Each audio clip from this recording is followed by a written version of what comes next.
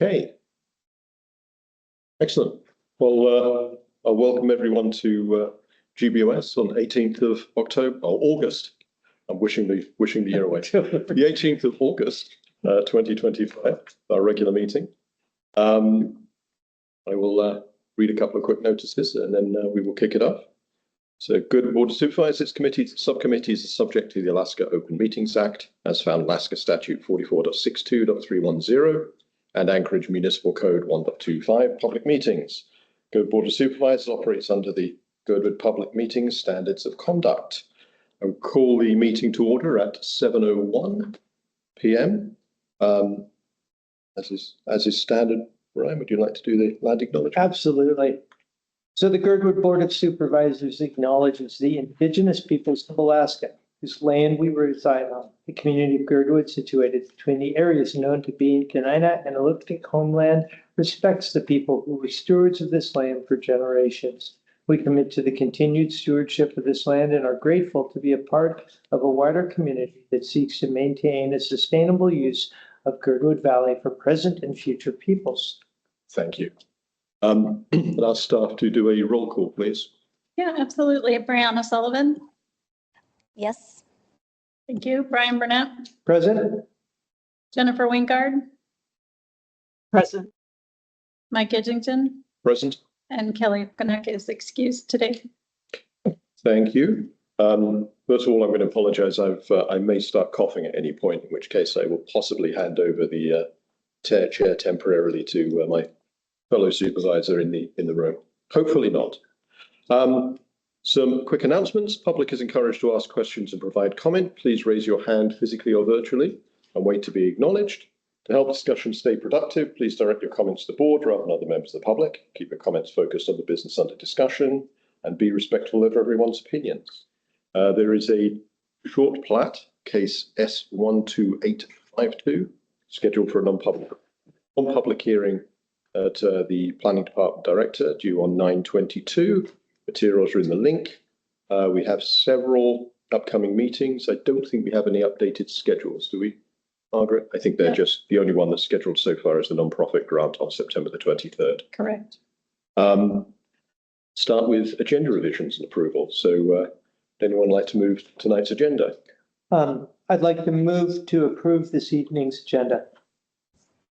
Here is I'll second. This is Brianna. Thank you. I know there are a couple of suggested changes coming from staff. So I don't know who's been briefed. Brianna? Yes, I'd like to suggest an item on the agenda regarding the Lions Park Pavilion based on quotes that Kyle received today. Thank you. Can I get a second? I'll second that. Thank you very much. Kyle, can you just sort of state in one sentence what the item is? Yes, so agenda item 12, we've been waiting for several things, one being the building permit, but this is the project that we're doing with Lions Club to build a new pavilion in there, and we received all the lumber quotes from the 3 different quotes today, and so we'd like to request from the board tonight funding for it.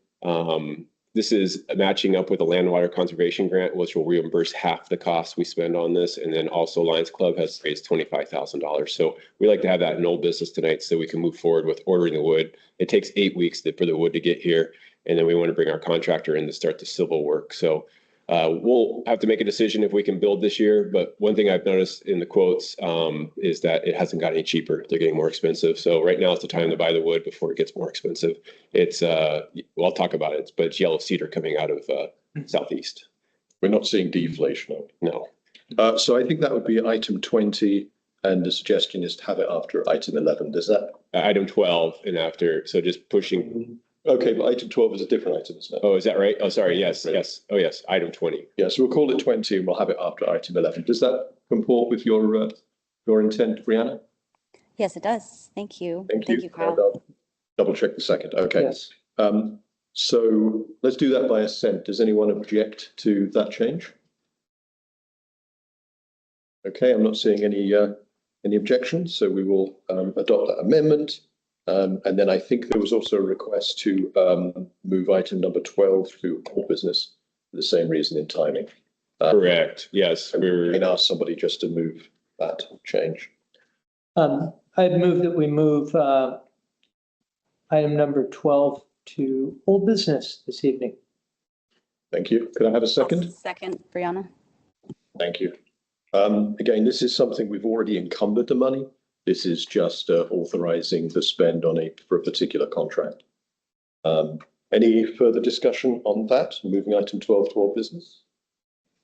Okay, again, I'll do this by assent. So if anyone objects, seeing or hearing anything, item number 12 is also moved to old business. Any other changes to the agenda? I just want to mention under new business, item number 14 is actually for 30,172, and it's not just hose, it's hose, PPE, and a necessary computer replacement that the municipalities require. Okay, thank you. Are you okay with that being under new business tonight, and then we'll act on it next time? Okay, thank you. Thank you for the additional information. Okay. I'm gonna ask for one other thing.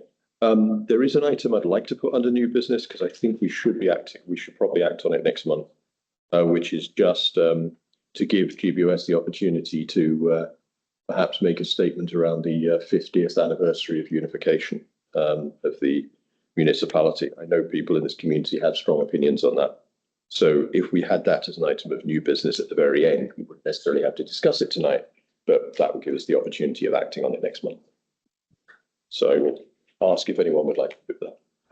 I'd like to move that we put an item into new business pertaining to the 50th anniversary of Anchorage. What did we call that? That's the unification. The unification. I was trying to find a nice word to use for that. Thank you. Annex it. Okay. I'll second. Thank you. So we'll put that in new business as item 21 at the end. If there are no other amendments, I think we can move to a vote to approve the agenda. And again, I will do this by assent. So any objections to adopting the amended agenda? Not hearing or seeing any, we'll adopt the amended agenda. Okay, now let's move on to minutes approval. And I'd entertain a motion to accept both the July 21st and July 28th minutes. I move to accept the July 21st and the July 28th minutes. Thank you. For a second. Second, Brianna. Thank you. Any discussion? Okay, we will again do this by assent. Any objections? Okay, minutes are approved. So we will move on to presentations and reports. And I think we can go straight into legislative report by Senator Kathy Geese. Welcome. Thank you, Mr. Co-Chair and members of the board. Before I do my official report, maybe you've done what I have done recently. I got to the bottom of a drawer and I found a pearl, this t-shirt. I think this is the original logo for Girdwood Health Clinic. I was delighted to find it because, of course, we just had the 10-year anniversary of the new clinic. But what really got me laughing was, of course, the slogan on the back. I got fixed at the Girdwood Clinic. I could just picture Carrie Dorius just laughing. One of the things I wanted to make sure folks knew is that that little Girdwood Clinic was doing cutting edge telemedicine before most places in the state were. Carrie led the way on that. She had an otoscope that she could transmit the picture of an inner ear to an ear, nose, and throat doc in Anchorage, and she was also transmitting, of course, x-rays. So she was leading edge in telemedicine, and I just wanted to make sure folks knew that. Little Girdwood was doing some great work.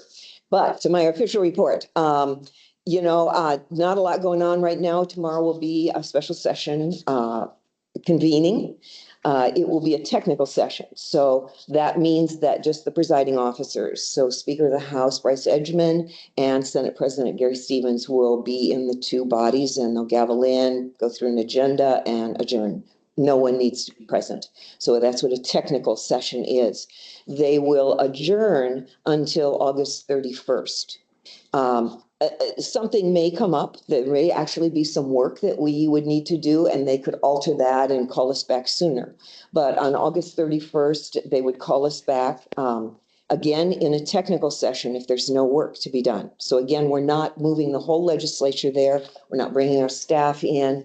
And then the special session would adjourn. It's a 30-day special session. That's August 31st. It actually could happen with no work to be done, that the presiding officers wouldn't even go to Juneau. The clock would simply run out and the special session would end.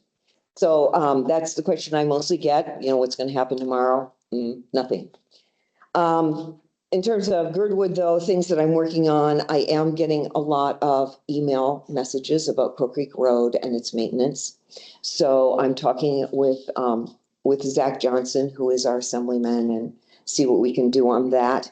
And then, of course, the Girdwood Airport Parcel H is an ongoing issue. I'm looking forward to hearing the report tonight. So that's about it. Happy to take any questions. Thank you. Any questions from the board for Senator Giesel or from the public? Okay, thank you very much. And if you're available to sort out other drawers, we should have. Yeah. Thank you. Is Kai Holland with us today? I don't think so. And I don't see a school rep either. Staff, okay. Move on to assembly members. Don't know if we have the assembly members on there either. I'll keep it. Sometimes they come from other meetings, so I'll let you know. And I don't see scoreboard either. And HLBAC, do we have a written report from Tim? No. Okay, so we'll move straight into supervisor reports. Start in the room. Ryan, do you have any report? No. Okay, thank you. Brianna, do you have a report? Thank you, Mike and everyone. I could just reiterate that the fire board hasn't had their meeting and they are aware that our budget meeting was postponed because they have not met. They have been emailing as of last week during the week, and then I think that they'll determine they just won't have every single person with quorum, or sorry, present at their next meeting due to family needs. So that's where that is. And then I was at the PSAC meeting and Kelly, Supervisor Okonek, asked if I would relay one thing from the PSAC meeting on August 12th. And I actually tried to clarify from the minutes, and I don't see the minutes up yet, so I don't want to state it incorrectly, but if Kyle can recall exactly what it was, maybe, I don't mean to put you on the spot, but exactly what they determined at the crosswalk, in our main crosswalk there, that she wanted me to bring to this report today. Brianna, I think it's item number 17 on the agenda, PSAC Okay. recommendation for GBOS resolution of support for a traffic and traffic control measures study on Hightower Road from Alyeska Highway to Girdwood K through 8 school. There we go. Okay, then it's on the agenda. Thank you. Thank you. Jennifer, do you have a report? I do not. The last land use meeting was canceled, so I don't have any updates from that. Okay, thank you. I just have a quick comment. We could cover this later, but I was at the assembly last Tuesday when the Halton Hill project was being discussed. The item in front of the assembly was to approve, well, not really approve, but I guess to confirm transfer of money for the off-site improvements. And quite a few pieces of information came to light during that meeting about potential extra costs, the status of the federally apportioned money, which will not be spent on the Halton Hills project, and potential other liabilities and costs which will come to the municipality. So I think it was kind of an eye-opening discussion. I can't remember all the details, but they are in the recording of the meeting. And if Zach does join us, I know he is on top of this, so he may be able to give us an update. That's it from me. Okay, so let's move on to item number 3, unless there are any questions from the supervisors or the public. Okay, let's move on to item number 3, which is committee updates. Are there any committees that would like to provide an update to us?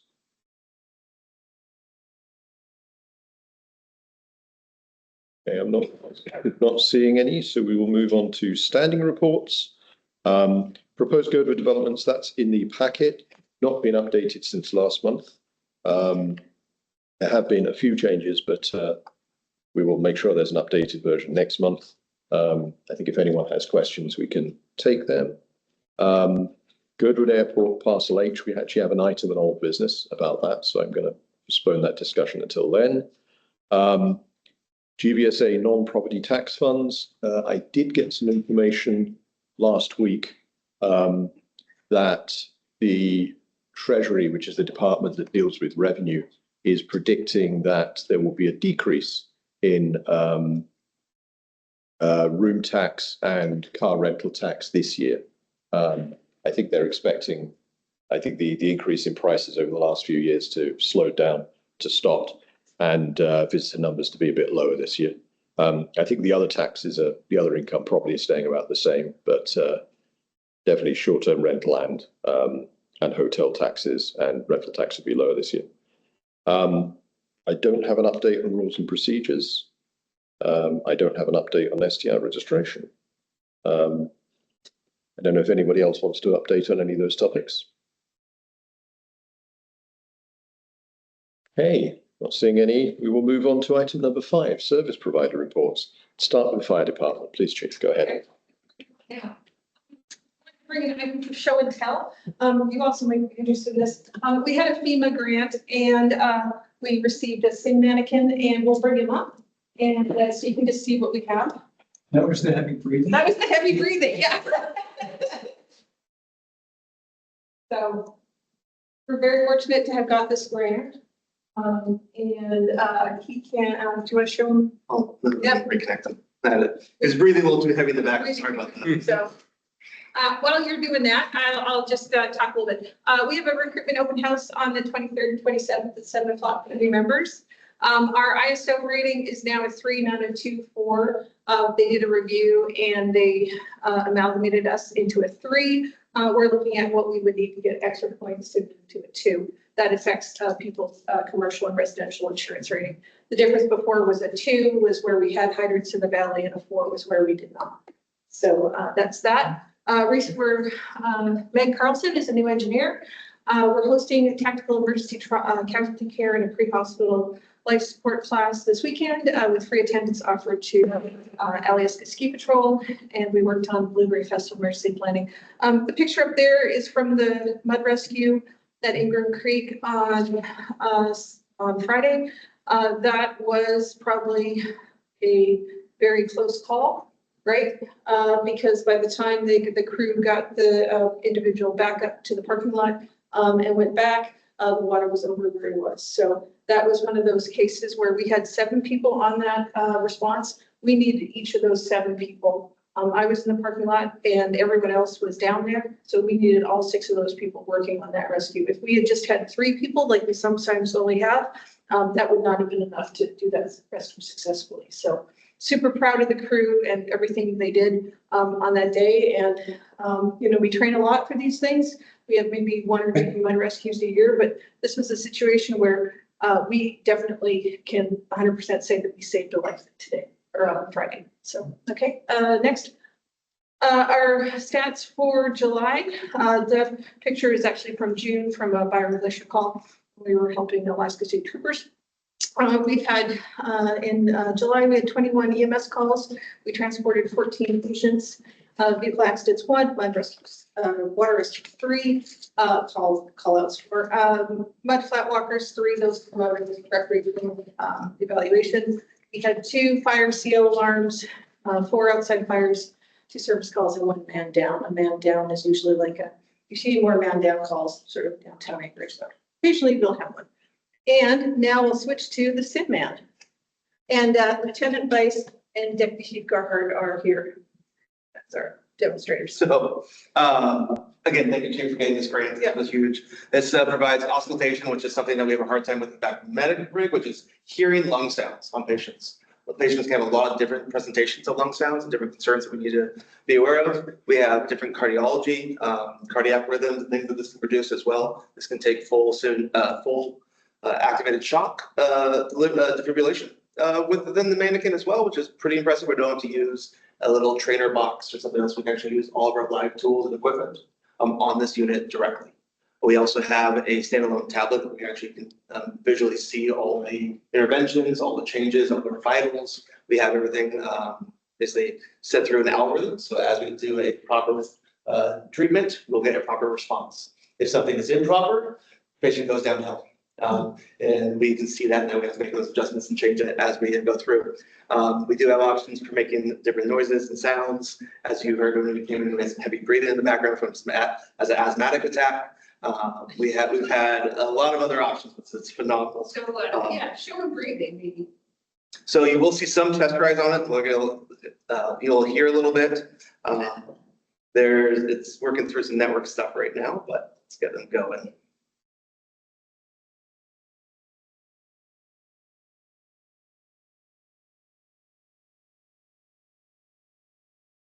You can see his chest rise and fall.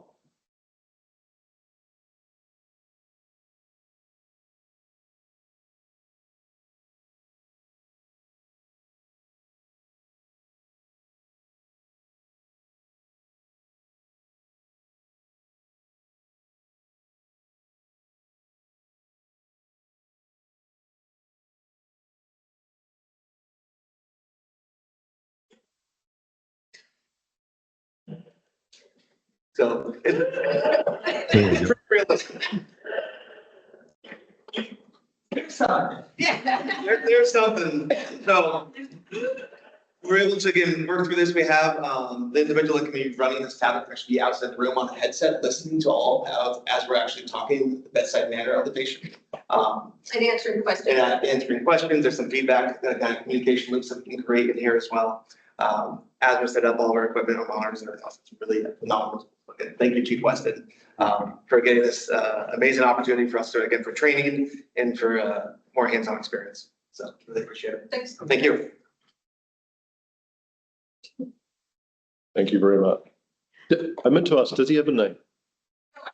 It's to name. I don't know. Yes, I'm waiting for them to come back to school and then have them send you a context. Excellent. I'm looking forward to that. They made them in Norway and then they shipped them over. So we got next to them getting assembled in Norway from the factory, like the actual mannequin. So kind of a cool story. So. Excellent. Okay, thank you.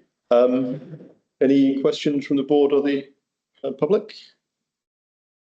Okay, let's move on to police report. You want to cycle back? Andy just joined us, Holloman from. Oh, yes, sure. Andy Holloman, would you like to give just talk about the school board? Sure. Thank you very much for doing that. I apparently had only Teams Classic on my computer, and that was complicated. Not too much different than the report last year. School has started. I think we're off to a pretty decent start. I know our staggered start's been confusing to some folks in the community, but I was at high school for the 9th grade day only, and it really was an opportunity for the youngest kids in the building to come in, meet staff, find their way around the building, and really connect. I think it has a lot of value. Even if it does make the beginning of school a little bit more confusing.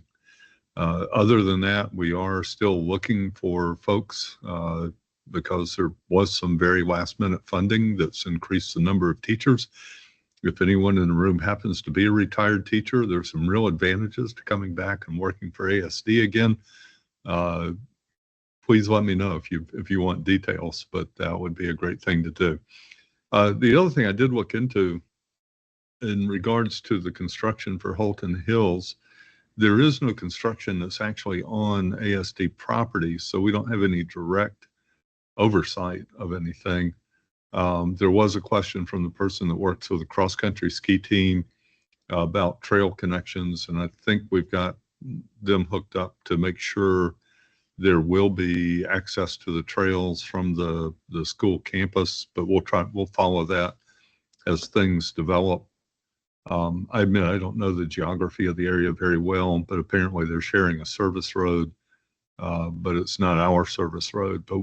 But we are always aware when things are going on in the neighborhood. We keep an eye on it.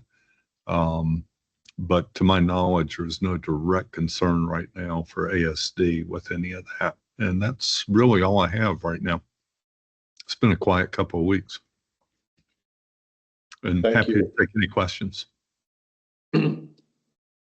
Chief, well, I should check as if any board members. Go ahead, Chief.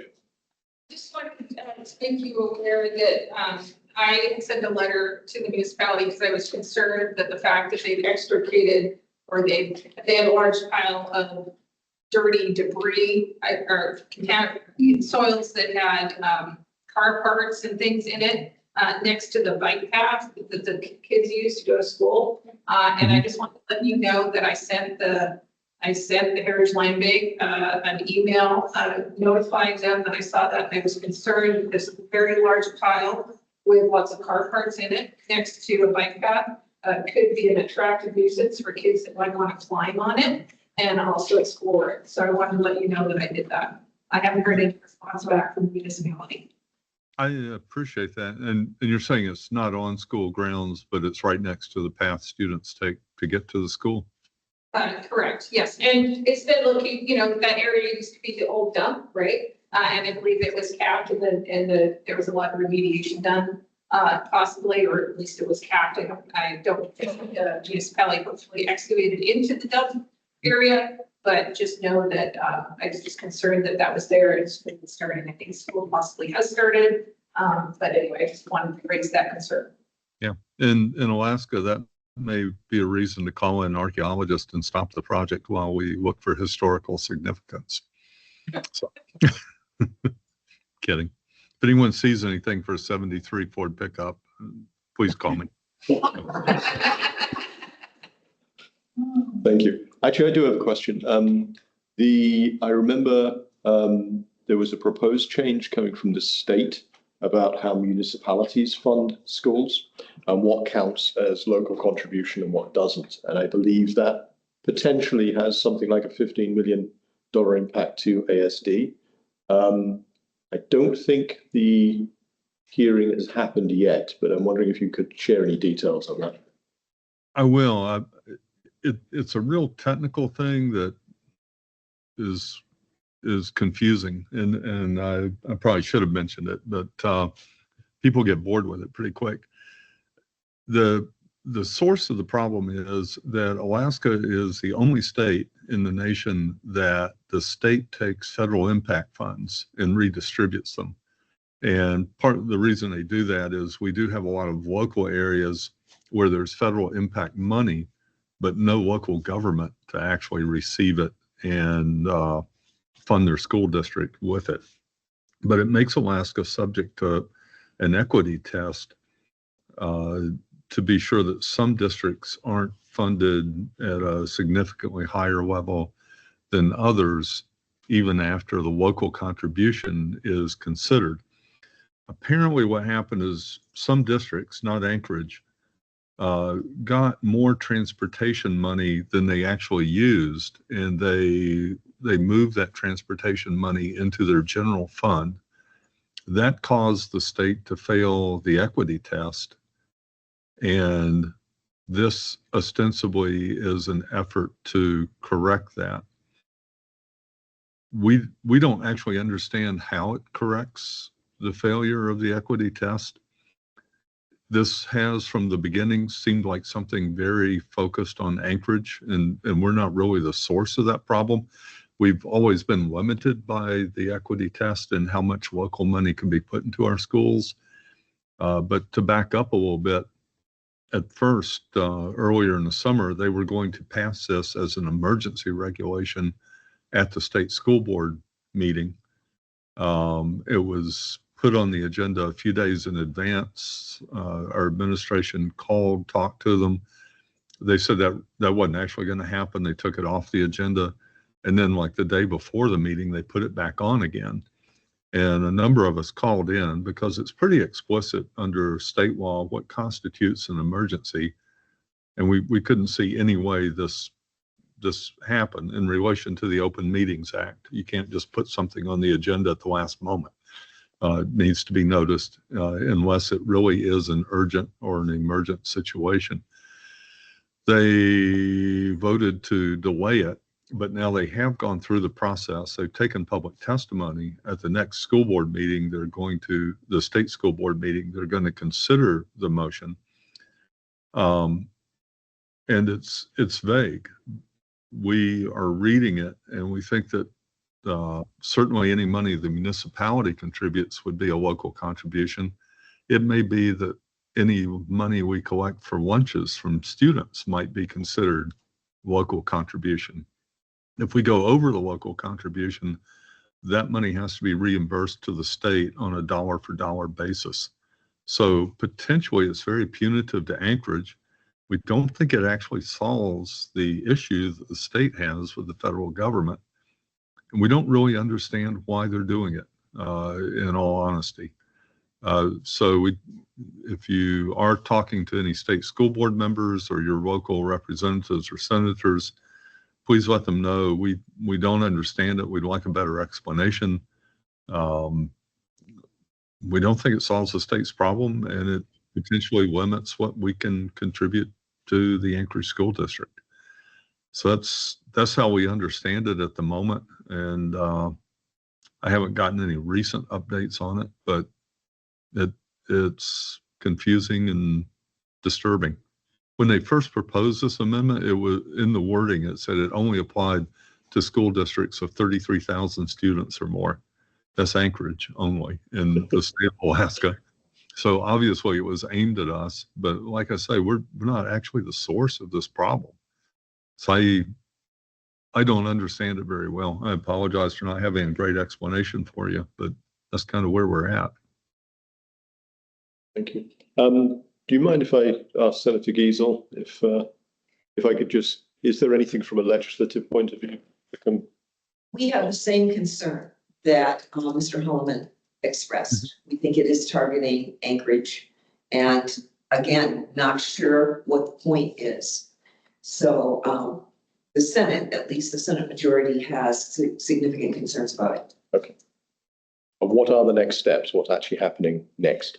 Well, if the school board, the state school board, were to implement it, then I suppose the legislature could step in, passing legislation prohibiting it. That would take a while, of course, but. Obviously, after all the issues recently with funding, I think the number I heard from the administration was about a $15 million impact up to. So that would not be good. That would not be good, yes. Yeah. Thank you. Okay, I think we could, if there's any other questions for Andy. If not, we will jump back to item number 5, which is we're currently on the police. Yep. Chief Ashay just wrote, and he's helping with equipment failure right now with one of his officers. So he's, but we had a public safety advisory meeting this last week, and Forest Fair went well. It was relatively quiet for them. I mean, they had sort of their normal calls and sort of crowd management issues, but nothing out of the ordinary. They are fully staffed, and right now they are going to be having a lieutenant interview at the end of the month to replace Joe Corbett, who retired right at the end of June. And so it sounds like they have 2 internal candidates that they'll be considering. And they have transitioned over to Valdez Dispatch, and they're working out the kinks there. It's really the officers are getting comfortable with the new way they do dispatch over there, but they like a lot of the things that they have there. And so that's going well as well. And they got through the Blueberry Festival fine and preparing now for fall as we head into the fall season. He did make a reminder that in the fall we tend to see sometimes an uptick in crime, which has been a cycle for many years. And I just remind people to be aware of where your things are and how exposed you are in your yard and things like that, because the darkness comes back. Sometimes things come and things get slow. So he's always just giving a reminder, prevention on your level prevents crime as well. So those are things just to keep in mind. But yeah, that's just it for Chief at this time. Thank you. Any questions from the board? Question for Kyle, please. Kyle, how was attendance at the PSAC meeting? It's pretty quiet, like it always has been. Yeah. So, I mean, there's a board there, there's a committee there, and we usually have 1 or 2 visitors, but it's always been a quiet meeting. Yeah. Any other questions? Okay, thank you. Let's move on to Parks and Rec and roads, etc. I will briefly fly through this as we have a lot of this already in the packet here for you to review. But some of the highlights going on right now is that we extended the survey for the community park master planning another week. We've had a good response to it, but we like to see a little bit more. And we realize that people are now maybe more home, that kids are back in school and getting into a routine now that fishing has slowed down. So we have 1 more week of the community survey. We've been doing quite a few stakeholder meetings. We had one today focused on arts in the park and met with different stakeholders with that. And we'll be having several more here. And then we'll have a public meeting coming up a month from like tomorrow. And so there'll be a chance for people to come in and we'll have a meeting here in the community room.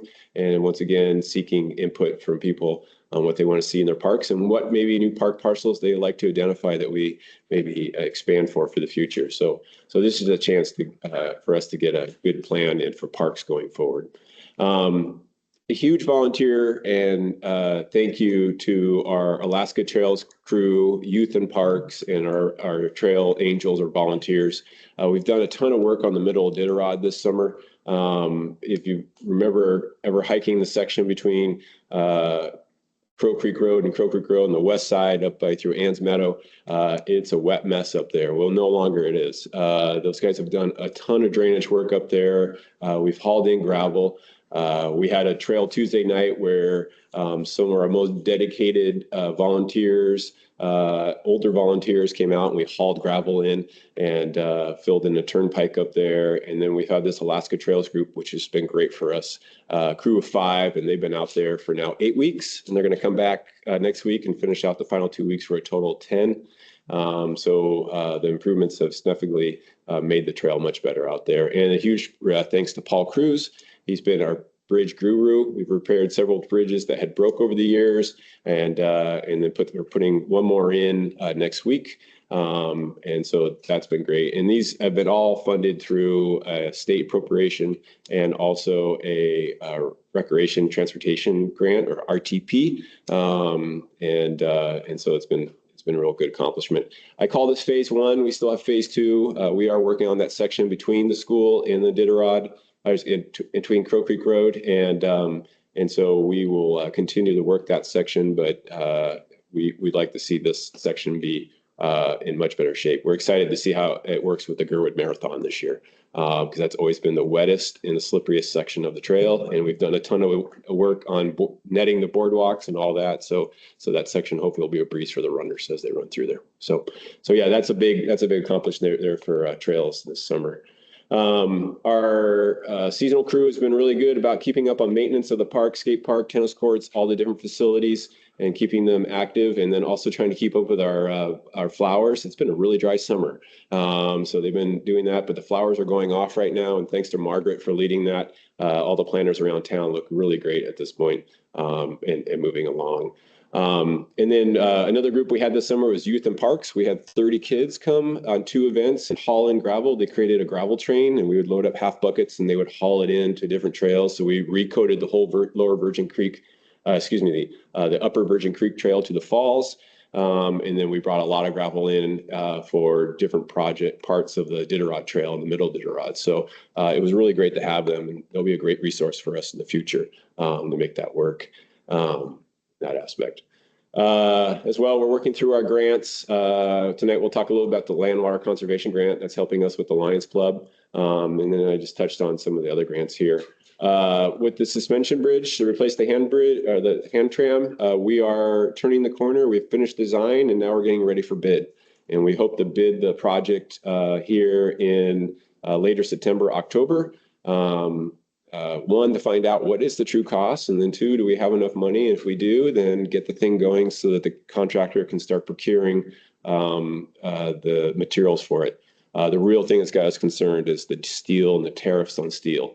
and what that's going to mean for the project. So without putting it out there, we can't really tell. So we have to put it out there. And if we don't have enough funds, we'll have to cancel it and figure out what to do next. But if we got it, we're going to move forward. So we're pretty much in pace. We went out there and dug out a bunch of holes for where the anchors will be, trying to find out where the bedrock is. And we quickly found it on the hotel side. We didn't get to it on the other side. So there will need to be equipment to get down to it. But it gives us a sense. We're trying to give as much information to the contractor so they can really sharpen their pencil on the costs and leave little unknowns so that they can be more sharp. So we'll see where that goes.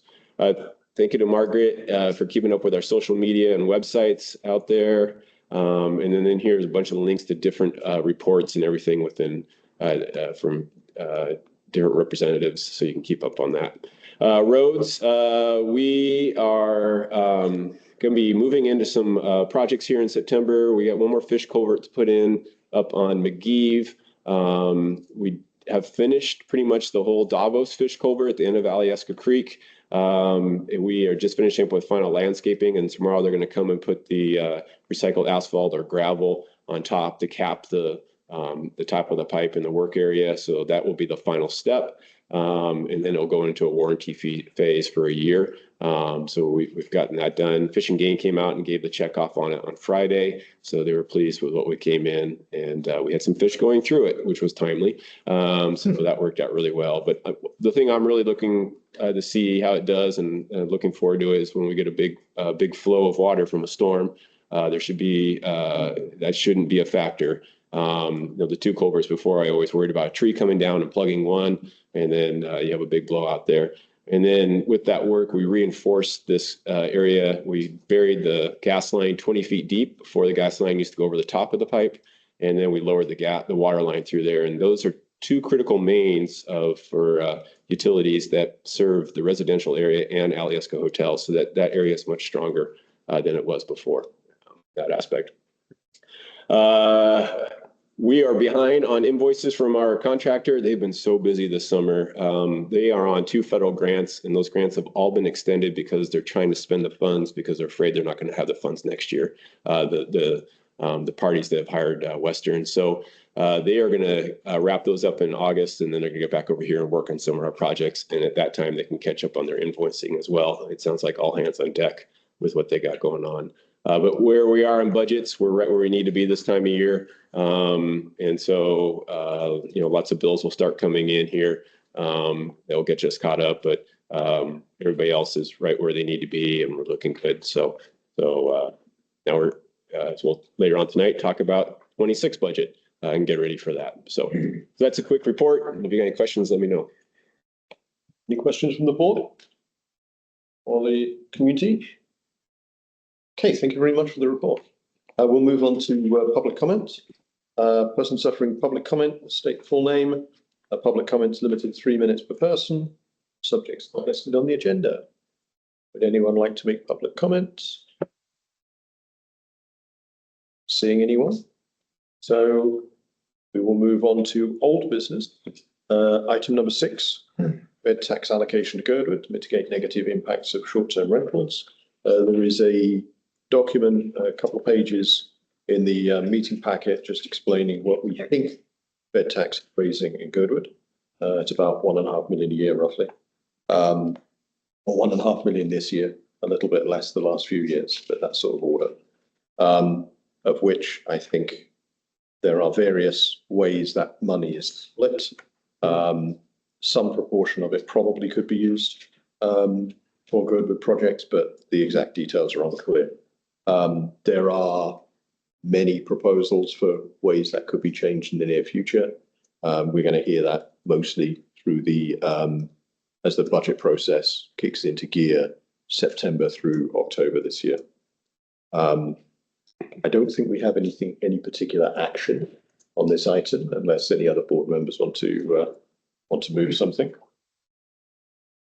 We can treat this as an informational item and hopefully bring something specific back next month or the month after.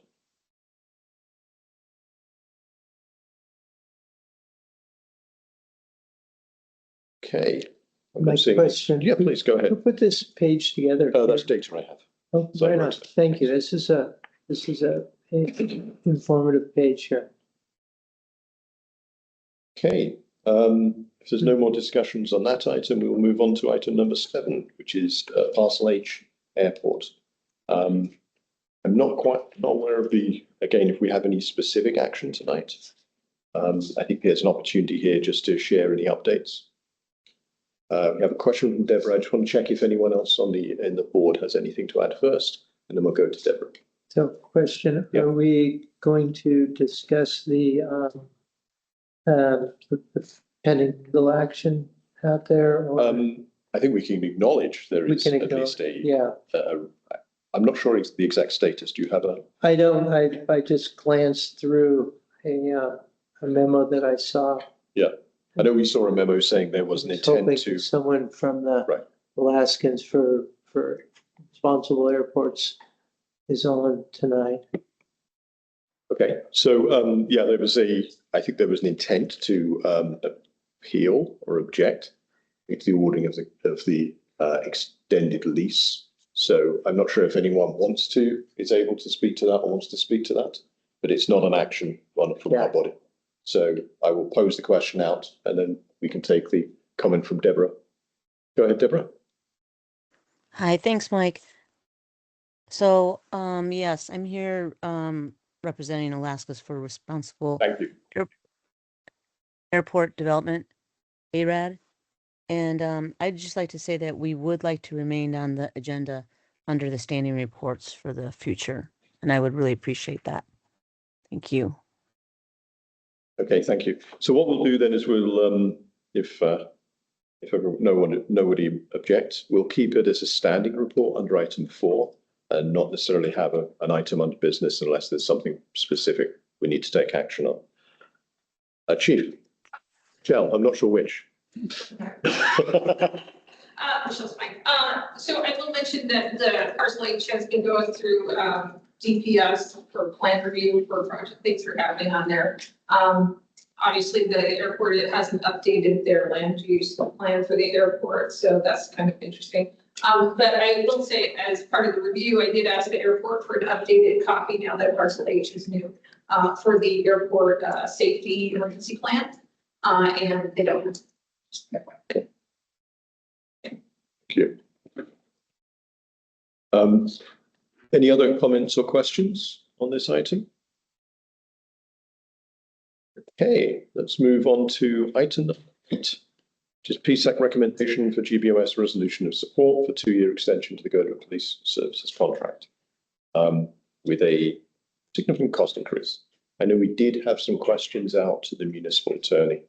I will let you, Kyle, give us an update on those. Sure. So, and this kind of also goes with our budget process as well, but we are looking at we're at the end of the 3-year term with the City of Whittier and Whittier Police Department for the current contract with policing services for Girdwood. And within our contract, we have a 2-year extension that we can move forward with. And with that 2-year extension, Whittier is favorable of extending for 2 more years. It's at the decision of being favorable from both sides, Girdwood and Municipality of Anchorage and the City of Whittier. They are favorable, but they have some additional costs they're asking to be included in that extension. And then most of it has to do with the new dispatch services. They went out to bid, they had been, when we originally started, they had no dispatch services. And then as time grew, they knew they need to get dispatch services. They were no longer just having to take care of Whittier, they're having to take care of us over here as well. And so that's when they brought in Cordova to provide dispatch services for them. And then they moved to Sitka on their next round of invitations to bid. And then most recently, they put out a proposal and Valdez came in and won the dispatch services, which has probably been positive. Cordova was definitely a beginner, but maybe a little too small for what it grew to be into. Sitka was good, but maybe a little too far away. And then Valdez, being within the Prince William community and a well-established police department with good funding, and is turning out to be a good source for the operations. But it does come with additional costs, and so they are splitting that cost between the city of Whittier and the Girdwood service area. And so the dispatch increase would be $25,000. There is new software and CAD needed to support that, and that's $7,000. And then they are asking for some additional funding for personnel and equipment, as the overtime costs for special events like Horse Fair, Slush Cup, and New Year's has been more than they calculated when they did the contract with us originally. And so they're asking to keep up with that. And also, it's also helping supply with new vehicles that they're trying to keep up with in rotation there. One thing that will help with that in personnel increase is that they're trying to bring on an 8th officer, which would give them more coverage and also be more prepared for dealing with injuries and people out on leave. And so in total, Whittier is asking for $40,417 more. That'd be additional costs on top of it, and that would bring our updated costs for 26 and 27. So each year for the next 2 years, we would know the cost would be at $896,905. So it's been one nice thing about this contract is that we know what the price is for the coming years. The last one was for 3 years. This one would be for 2 years. So it's easier for us to budget when we know what those costs are. It isn't like they come each year asking for more funds. So that we did run that through legal. Legal did say that amendment could happen. It's really at the will of the board if they want to sponsor that or support that. And so they've kind of looked back towards GBOS to say, do you want to incur these costs and these increase? And if you do, then they would help us run through and complete the extension of the contract for 2 more years. Can you remind me well, I guess I can do the math from that. So the current contract is 856-ish. Yes. Thank you. And is there a distinction when the legal came back? Was there a distinction between a new service, which is kind of we can consider dispatch a new service, or at least a significant upgrade, versus the personal equipment costs? They did recognize that the dispatch was a new service. It was outside of what was originally there. But they said, GBOS wanted to fight that and not accept the additional cost, then they could try to negotiate that with Whittier. But it's really, you're unfortunately, you're in the position of Whittier could say, well, we're just not going to move forward with the extension of the contract and not provide you police services. So that's kind of where where we're kind of at. I mean, I think it's fair that it's not in their interest to do that either. No, I think because Girdwood has provided the bulk of their funding, but then also probably the bulk of their costs have been incurred in Girdwood as well. No, I think if you talk to the officers, they really enjoy the patrolling of Girdwood and having that as part of their operations, and it's just. Now it's grown into a much more professional department, especially with bringing in a dispatch service and things like that. Before, the phone, when you called them, it would just ring to whoever the officer was on, and he would have a cell phone in his pocket. So now you have a whole recorded system that's going through, and the officers are checking in each time they do anything with dispatch, and dispatch knows who they are. So it's created a much more safer department for them. Okay. I will I'll open up questions to from the board. So question, we're moving this evening a resolution of support, costs not to exceed 925,000. So where does the extra 31,000? I think that was the estimate from before we actually had the breakdown from the police. And so tonight, I don't think the board needs to make action on this tonight, because I want you to consider this as an individual budget, but we have to look at all the budgets together. And that's a process that I recommend to the board that we complete by the end of August, so that we can keep up with the O&B cycle and get that in front of O&B, which then eventually gets it to the administration and the assembly. So I think this is just one piece in that larger, because what we're really contending with is the mill rate and how this all calculates out and where we're at with the mill rate for the service area. that was actually my question of, do we need to perform action on this tonight? No, I don't. I think I want you to consider the whole budget together. And I'm hoping we can get a work session either this week or early next week so we can get to a special meeting to vote on that budget. I think I saw some proposed dates today. Correct. For next week. We'll talk about it tonight in the agenda item related to that. So, Diana, you have a question? I do, and I've been curious about this, and I'm not sure if Chief Ashe is on yet, or Kyle might know this, but since the announcement of the new cruise terminal dock of Huna Totem Corporation, how would that affect the policing in Whittier, or do they have their own security and all of that there? well, there's definitely ship related security that comes with every ship that comes in, and if there is for some reason a criminal action, they do refer to the local police department where they're in port. For the most part, there isn't a lot of cruise ship tourists that stay in Whittier. The most of them come and go out of Whittier pretty quick, and so there may be calls for services. They're coming into port. They've had some situation. And they need to file criminal charges, then they may resort to Whittier. We've had that discussion a couple times. Sometimes it involves the troopers because as to where the nature of the crime happened, and it didn't happen within the city limits of Whittier, but Whittier may provide assistance in that aspect. But yes, they do have their own security associated with each cruise ship. Thank you. I've got two other quick questions. One is on the additional, the personnel costs, really, the additional costs that are incurred by, I think you mentioned Slush Cup, Forest Fair, and New Year's. Obviously, these are all events which are, at least two of them, are put on by the resort and the other by a non-profit in the community. But there are costs which are being borne by the whole community, at least the taxpayers of the community. So I'm not sure what the normal actions are, but obviously if costs are being effectively incurred by private entities and then we're paying for them, there's a discussion around that topic, let's put it that way. So that I'm less comfortable about that part of it than I am about the dispatch changes to dispatch, which I think are good. The other thing I want to mention is we also have this sort of long running question about the relationship between state enforcement of state regulations and enforcement of municipal regulations.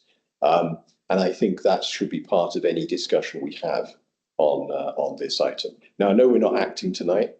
We're going to consider this as part of the budget, but we will have to come back and act on this to make a proposal to the Assembly if we're going to change the contract and do a contract amendment. So I'd just like to state that there are these two other items that I think need to be part of that discussion. And hopefully if the board concurs, we should do that as part of any negotiation and discussion. Yeah, I mean, if we're looking for for Whittier to start enforcing, right now they enforce parking code, which took us through a whole assembly process to get code changed to accept that. And so if we're looking to get for them to start enforcing municipal laws, because right now they work on the standard of the state, then I don't know if we'll be done with that in time to get that ready for this year, but we could look at a contract amendment for the remaining time that we have with them to make that happen, or get it prepared if we're looking to go back with Whittier starting after 27. I think my understanding is parking was a very particular case because there was specific code saying parking can only be enforced by sworn officers. That's not the case for other things. There isn't special code. This was all the parking ferry stuff.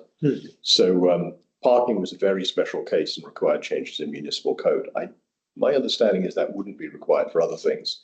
I do not understand yet where the mismatch is and where the requirement is, whether it's just there isn't an existing relationship between municipal prosecutors and Whittier PD, or whether there's some other restriction. I don't know, but I'd really like to get an answer to that of why that can't be done.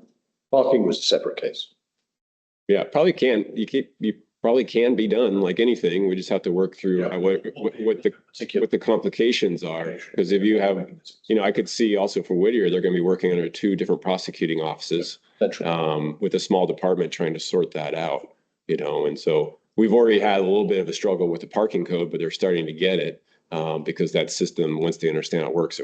So I'm fine with doing that. But are you saying you want to have that done before we extend the contract? I think because we're effectively making a change to the contract, you should not just consider the changes which Whittier is saying we need to make to pay more. We should consider what we need out of that contract as well. So before we extend it, you would like to have that included? Before we extend it, but I think those questions need to be asked and we need to get a better degree of clarity than we have today. Sure. We could always have a special meeting with Zach to talk it through. And that way you can give clarity to the board at once. Thank you. And do that. I did see a question from Michelle. I know, just saying, because I'm not a municipal employee, I can't enforce municipal fire codes. I can suggest, but it's probably the same issue because they're not part of the municipality, which is probably the issue, right? So the solution would be to have somebody that's a municipal person that could do those things. I think I've definitely heard a number of suggestions about what it might be, but I've not heard anyone actually tell me what it is. So I think that's the question. I think that was the question when I was trying to enforce things. Right. Strongly sort of suggesting things. Because I'm not a municipal employee, I couldn't do it. Okay, thank you. Brianna? Yes, thank you, Mike. And I appreciate you bringing up those concerns because I have also been feeling those for the last several weeks, thinking that state statute's pretty important for us to enforce if we're part of the municipality. And follow up, I could not hear what Chief Weston said. Thank you. Sorry, Do you want to come sure. to Sorry. I'm sorry, the Canadian, I apologize for that necessarily. Supervisor Sullivan, what I did say was that because I can't enforce fire code because I am a nonprofit employee, I'm not a municipal employee. So I would suggest that it's probably a similar situation. Okay, thank you. I heard parts of not a municipal employee, but thank you. Correct. Thank you. Any more comments on this item? Otherwise, I think we will move it. We have to have this discussion as part of the budget anyway. So we will move it to that and potentially further action then. Okay, we will move on to item number 9, which is GHEC committee appointment. I will pass this over to Margaret, who I know has been managing the nominations applications that have come in. Yeah, well, as you know, we had a member of GHEC, the Housing and Economic Committee, who resigned recently. And so we posted that, as you know, and we received 2 letters of interest and resumes. So those are available to you now. GHEC does not have their regular meeting scheduled for the first Monday of the month coming up. But we are looking at scheduling a special meeting a little bit, just a very little bit further into the month, hopefully. So it would be great to get whoever is going to take that seat on board for attending that meeting. Okay, thank you. See, there are 2 letters of interest in the packet. One is Liam. I'm wondering if Liam is in the audience. Hello, Liam. Thank you and welcome. And the other is Brooks Chandler, I think many others know. Brooks is not online, I don't think. I thought I saw him earlier, but maybe I didn't. Nope. Okay. If people are okay with this, I'd like to actually know what I'll do is I'll hand it out. Does anyone want to make either a motion or anything else? Any members of the board? If not, then what I was going to do is just invite Liam to just speak to us briefly. Nobody has an objection to that. Would you like to just introduce yourself and say hello? Yeah, sure. Just briefly say just for this the microphone. Right on. Just say what you're interested in the role. For sure. if you've read the cover letter, I've been in Girdwood since September, previously working at Powderhound through until my contract ended there in April. And then since then have been working at Coast Pizza down in Old Girdwood, but all things considered, have thorough experience as far as renting, right, in all kind of avenues of the Girdwood housing options, in addition to currently facing the housing issues for my own employees as business manager over at Coast Pizza. So I feel like I have a really solid understanding of, the issues at hand with the community, with a vested interest in making sure that, the solutions are sustainable for, all demographics and segments to, just make Girdwood maintain its identity in addition to, offering new opportunities for people to continue coming into the community. If you were to identify, I guess, like a thesis argument or, just a summary of what I'm getting at, the end of the second paragraph there, Girdwood thrives as a recreational community wherein land development directly contradicts its image that makes it feel like home, tucked away in mountain reaches, northernmost rainforest in the world, and yet we need more development so as to not displace ourselves. Ultimately, right, we're at a time where we can either make decisions that will destroy kind of the identity that truly brought me into this town, or right, make the decisions that can ultimately sustain that while, still making housing for the people that need it. So, if you guys have any questions, I'm happy to answer. Actually, I do have one question. We have some specific requirements for the role, which is you have to be a registered voter, and there was something else. That was the one that I remember. I think a registered voter in the Girdwood Valley service area. Yes. So up Crow Creek Road doesn't do it because it's in a separate tax area. So I should just check, and I know Brooks is. You are. Excellent. Thank you.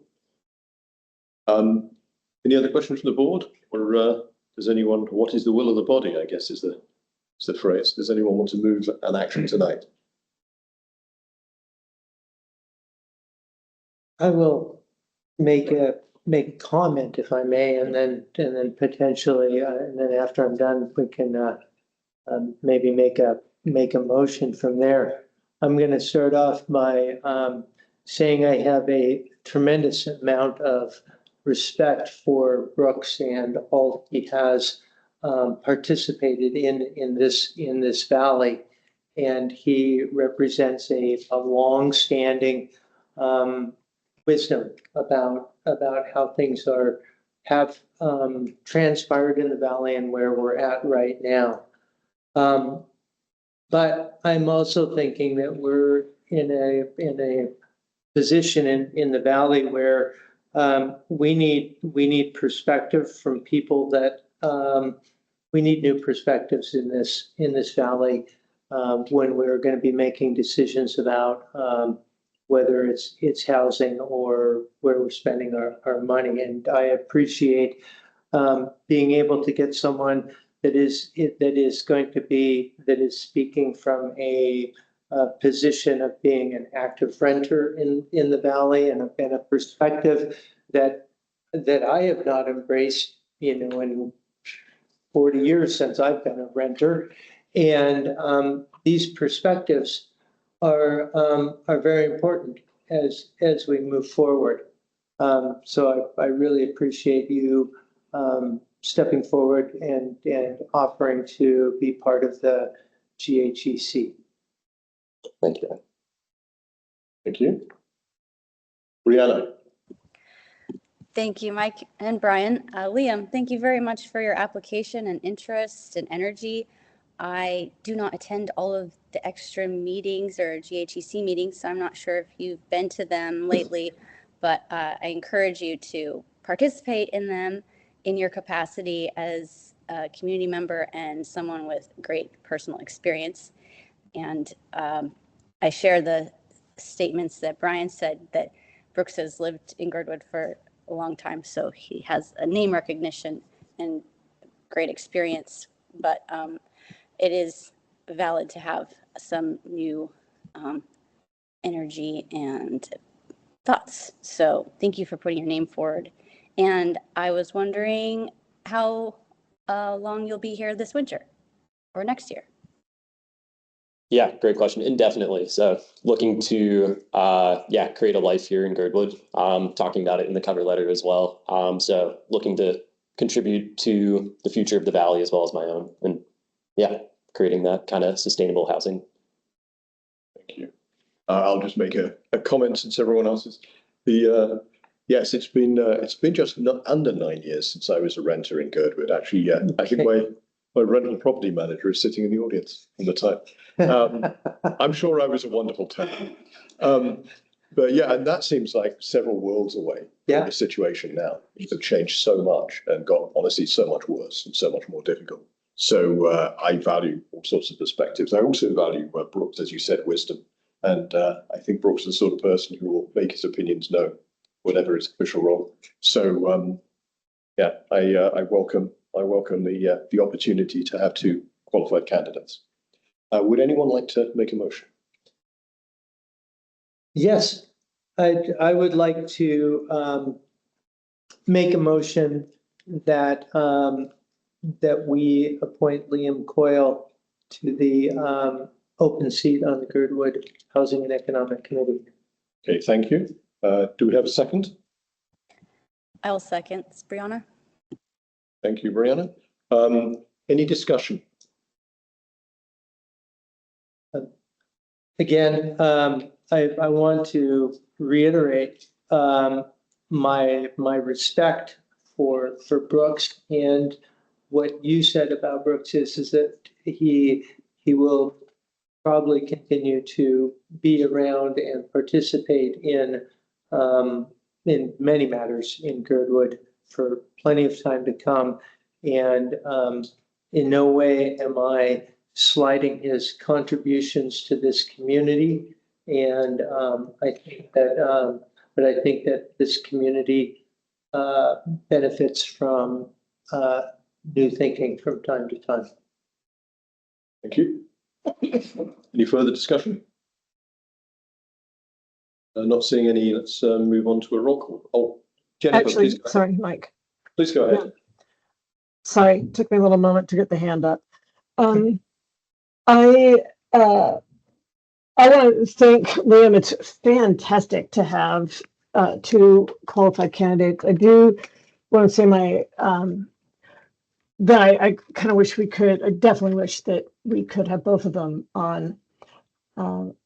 If we can't right at the moment, if we don't have another vacancy yet, although it sounds to me like there might be another one shortly coming.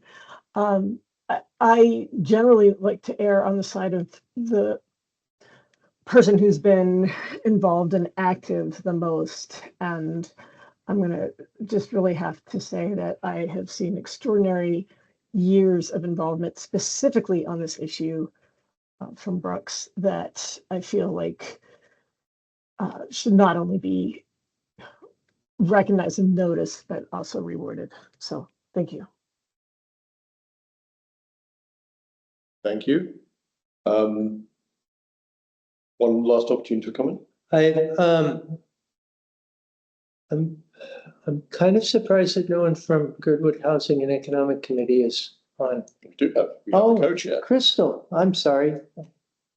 I'm wondering if the committee has any input on what we've got going on. Put me on the hot seat here. Yeah. I am very conflicted because I would love a younger generation person to be serving on that board. And that was one of the specific reason that Larry gave in his resignation, is wanting younger opinions to participate. And so I thank you for putting your name in the hat. That being said, I'm like, oh, I don't want to lose Brooks. Brooks is, for anybody listening that doesn't know, Brooks is an attorney and has served as an attorney for decades, and also represented cities or communities in unincorporated Alaska. So he's extremely familiar with policy, and can get very specific as to the tools that are needed to solve our problems. And so I don't know what to say, except I know you attended our GHEC meeting this last month, which is awesome. But I also know, Brooks has attended many meetings over many years. And Brooks has honestly been a resource for me when I need him for nonprofit purposes. And so I don't know what to say, except can we have both? I don't know. I do have a quick question. I think I may have misunderstood what Jennifer said, but I think she said there might be another vacancy. Do you know anything about that? I don't know anything Okay. about that. I may have misheard. Sorry, Jennifer, did I misunderstand what you said? We don't have anything official. Okay, understood. So we didn't hear anything. Okay, thank you. If there are no other comments, I think we'd, sorry, did you have some? You can Yeah, add on. just on the notion of experience as well. In my previous 2 years or so, I was over in Lander, Wyoming, and was also actively, an active participant rather in different committees over there. You can see volunteer experience at the top of the resume there. Lander Climate Action Network was kind of the precipice of that, in addition to the Lander Search and Rescue. The reason being that they're both like worthwhile pointing out is the fact that neither of them are necessarily entry-level positions, but rather were positions that were acquired through regular perfect attendance at those different kind of organizations, both of which I found super important within that kind of local committee. So albeit for sure, experience within Girdwood is extremely pertinent to this particular position. I think the argument stands where coming at it from a position of kind of a different perspective, most especially one that is kind of at the heart of the problems that we are facing in relation to just being very familiar, having been through the rental market and still in the rental market. I don't know, it gives me that kind of perspective, but all considered, completely understand that kind of yearning for a little bit more time in the Valley, completely valid and very, very valuable in this kind of situation. So I admire Brooks on that account. Understand both accounts. Thank you. I think we have a motion and a second in front of us. I think we should move on to a roll call vote. Okay. Brian Burnett, Yes. Brianna Sullivan, Yes. Jennifer Wingard, No. Mike Etchington. Yes. Motion passes 3-1. Thank you. Congratulations. I think we can move on to item number 10, which is LUC GHEC recommendation, the GBOS right resolution of support for HLB to subdivide the buildable tract in parcel as a whole and delegate the land. It doesn't say which tract, but I think we know what this is. We don't have a draft resolution. I do have something to share. Take partial responsibility for that. And it'll mean I think trying to catch up after illness. I received one from Crystal here, so let me see if I can share it with the board. Gotta do it from this computer. What I was going to ask is, but ask Jennifer if she feels comfortable discussing this right now, or whether perhaps a little bit more time would help. And if so, would it be a problem if we push this on to next month and act on it next month? The sooner the better. But at the same time, I'm wondering if if a delay of 4 weeks would be material. I don't know. I mean, this is how many meetings have I done for this agenda? This is the first time it's been in front of, I mean, we had introduction last month. It was the first time it's been in front of us. Our first pushback. I suppose, I think that, for me, I think the resolution can be as simple as the one sentence. It's kind of a run-on sentence, but it is succinct and it's exactly what I'm looking for. I did provide a draft resolution just barely in case we needed something to work off of that was more meatier than that one sentence. So I just pulled some information that came directly out of the Girdwood Comprehensive Plan and the housing analysis component. So let me just read it really quick and we can see if we agree on the facts of what it states and then what we're asking for. So resolution of support for community-led project development on parcel 6-039. Whereas the Girdwood Comprehensive Plan completed a Girdwood economic and housing analysis, has identified a need of about 112 ownership units and another 129 rental units in Girdwood. And whereas the housing analysis stated a need for 24 new units needed due to population change, 67 new units needed to address overcrowding, 75 new units needed to address pent-up demand for workforce, for a total of 166 new units needed. And whereas the housing analysis states, quote, housing supply should be increased whenever possible, adding to the overall supply of housing within info lots, larger tracts of land that are owned by one such owner, such as Heritage Land Bank.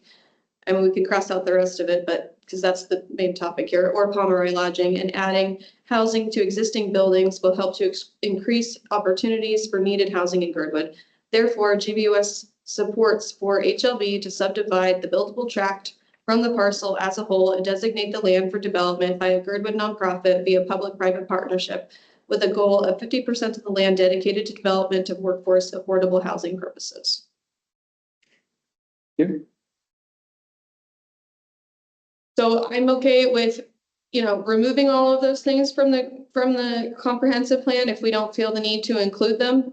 But from my perspective, it's a pretty simple ask, which is subdivide out the 14-acre buildable area from the 68-acre larger parcel and designate it with the goal of 50% workforce housing. That is, in a nutshell, what I'm trying to provide an example that Girdwood is in support of a project like this. Right. And then I would use that resolution to take to HLB to say, okay, please make a move on that. And also please start to incorporate this into your work plan going forward. And, I guess 4 weeks is not going to make a difference, but it's also, is it really going to change in 4 weeks? If we want that now, why don't we just vote on it? So I think we can take that first sentence and one sentence and just directly ask HLB directly for that thing rather than even go through this other procedure. I'm wondering if that's the more direct thing, and then when that starts progressing, we can provide a full resolution in support. Emma from HLB specifically told me she's looking for a resolution, which is why I'm doing this process. Okay. I'm going to pass it to, I can't see if there are any hands. They're up here. I moved the whole thing over. Thank you. Yeah, Thank you. I'm sharing from this computer. I'm looking for other comments from the board about how we should progress with this. Brian, go ahead. I'm looking forward to a vote on this evening, and I definitely would want our motion, our resolution of support to include something about a Girdwood nonprofit taking charge of this via public-private partnership. Thank you. Jennifer. I'll just second what Brian said, that I would like to see a vote tonight. And I think worst comes to worst, we could at the very least do one of those pass in principle things and then have the final wording be subject to review the way we've done in the past. But this wording has gotten through and been voted through both GHEC and LUC, if I'm not mistaken. Brianna. Thank you, everyone. I agree with the previous statements, and it is a little bit different for our approval process to not have it written with the head, the header and the footer by the proper supervisor, but Crystal has written it and it resonates with all the presentations and the nonprofit point that Brian made is there. And I agree with if we need to edit something small in the next day is fine, because that sometimes happens, but I'm comfortable with voting on this tonight. Okay, I get the sense of the body's opinion. So I'd entertain a motion to pass a resolution substantively written, as written on the screen. You want to make that motion? I will make that motion.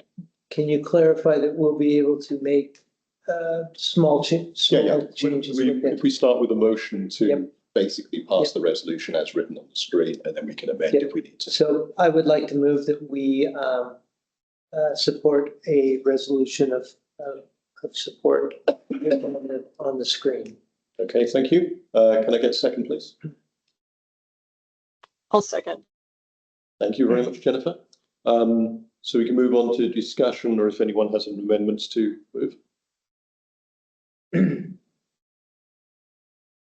I'm wondering if we can just edit out Heritage Land Bank, Pomeroy Lodge Lodging, just get rid of the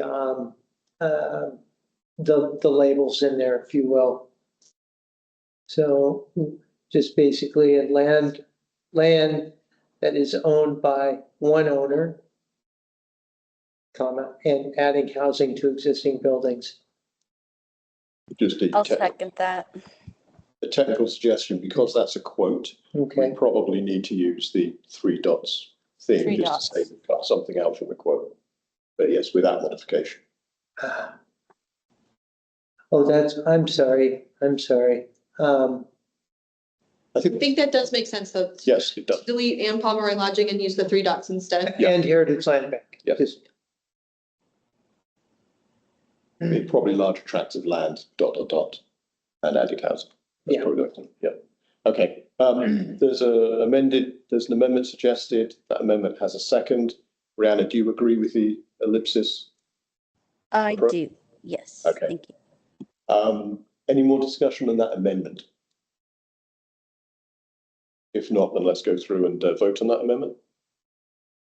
Sure. Brian Burnett, Yes. Brianna Sullivan, Yes, Jennifer Wingard, Yes, Mike Edgington. Yes. The amendment passes 4-0. I have a suggestion that perhaps the second paragraph isn't needed at all. We could just remove that level of detail and make it even more succinct. I think it adds a little bit of confusion because those numbers don't quite add up to the first set of numbers, and I think it works fine without that second paragraph.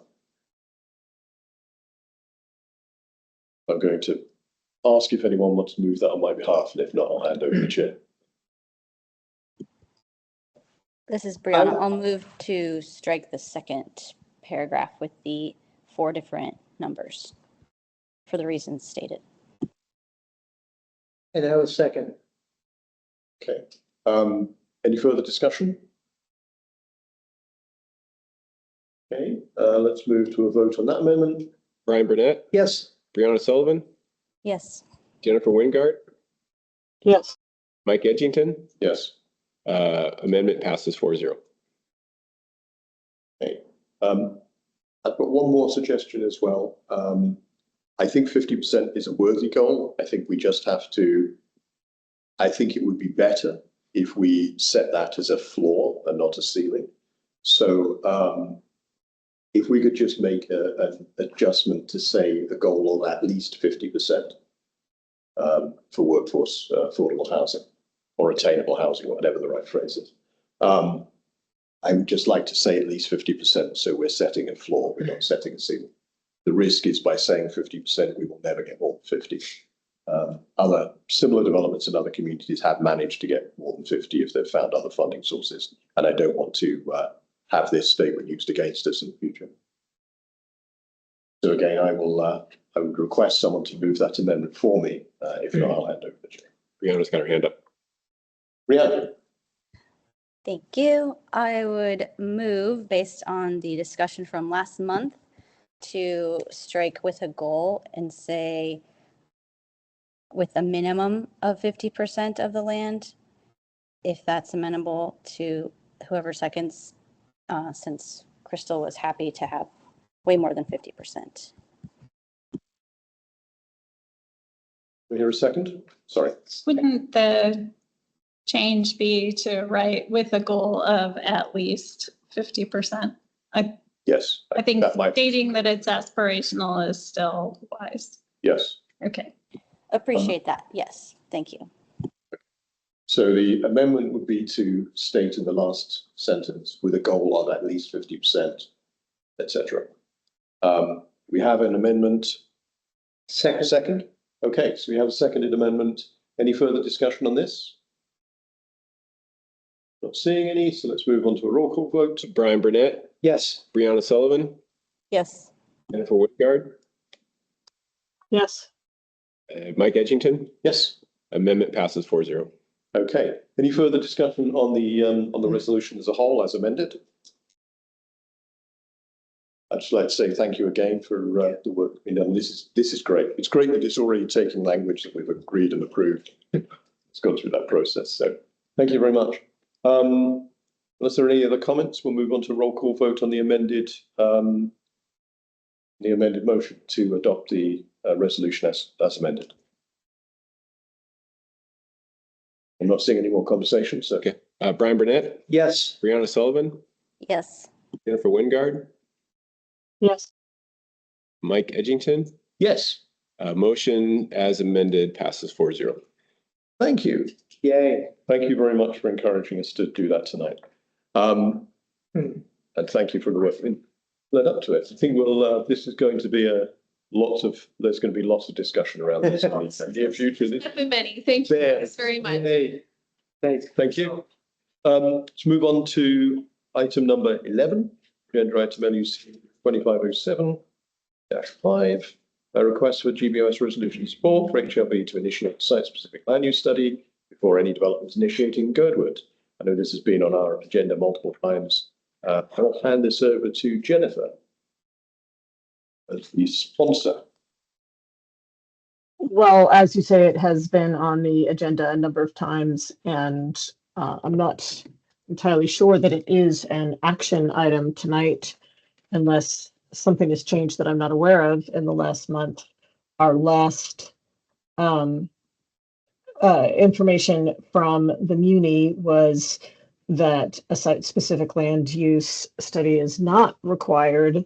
And so therefore us requesting something we've already requested and being told that it's not a requirement, however much we may personally disagree with that reading of code, that's the ruling we've gotten from the city thus far, but I'd be interested if any supervisors had something else to add to that. Open up discussion to the board. Any further comments, questions, thoughts? So the comment I've got is the same as Jennifer said. So we've got is we requested question, or we asked what the options would be, legal department, and we were told that this isn't needed. Planning told us it isn't needed. So we're sort of limited in what we can do. I think this is a bit similar to the parcel age thing of if there's there can be sort of some independent group start legal action or something similar. That's perfectly fair. We as a body can't really do anything with this at the moment. I know at least the one person in the audience here has a different interpretation of what it is. We're kind of stuck. So I think there's no action we can take. So I'm not going to move for any action tonight. And I'm going to suggest we just take this off the agenda. Again, I'll see if there's any other comments from the board, then I'll open up to the community. Okay. Thank you. I hoped you'd have something to say. Okay. Thank you. Here. So literally, Title 2540.025C states that Heritage Land Bank is to complete a site-specific land use study if the information within the municipality comprehensive plans deems insufficient. So the first terminology. Okay, so we have two land use plans that actually govern municipality.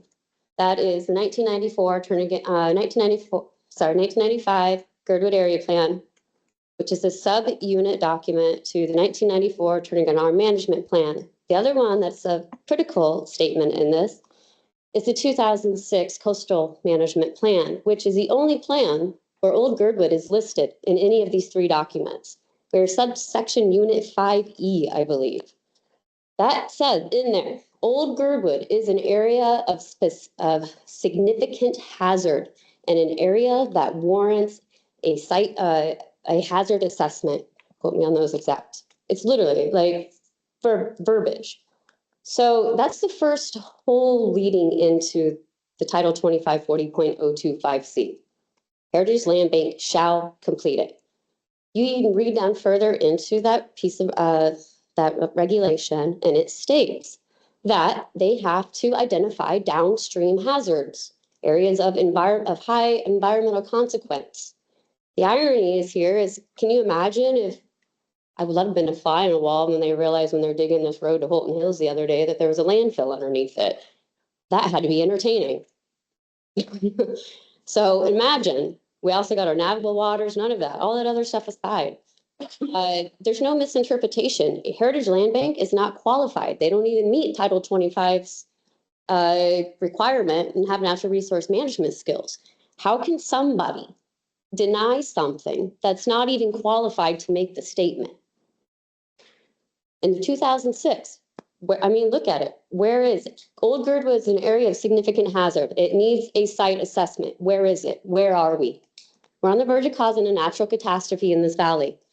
It's going to have severe economic impacts on this community. It will bankrupt us. Not like we have any money anyways, but I disagree, and we have to push back. We have to have a backbone. So what? They told us no.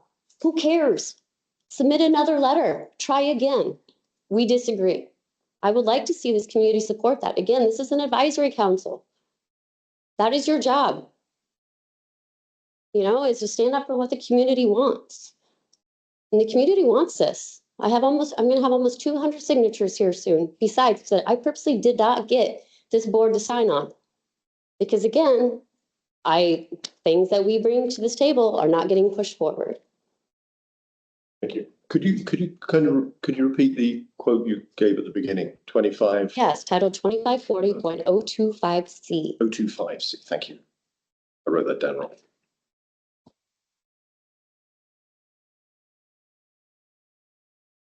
Thank you.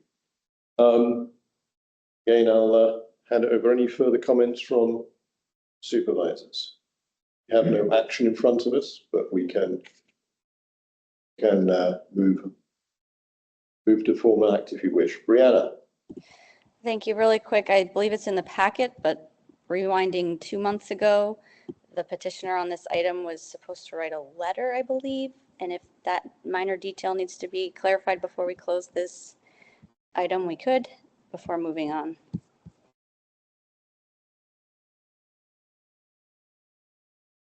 Okay, I don't have that in front of me. Was that from the minutes? Yeah. Might be on the bottom of the packet. Maybe go to page 40 of the packet. Oh, I only have the print. Sorry. Yeah, I don't copy all of the pages. Sorry.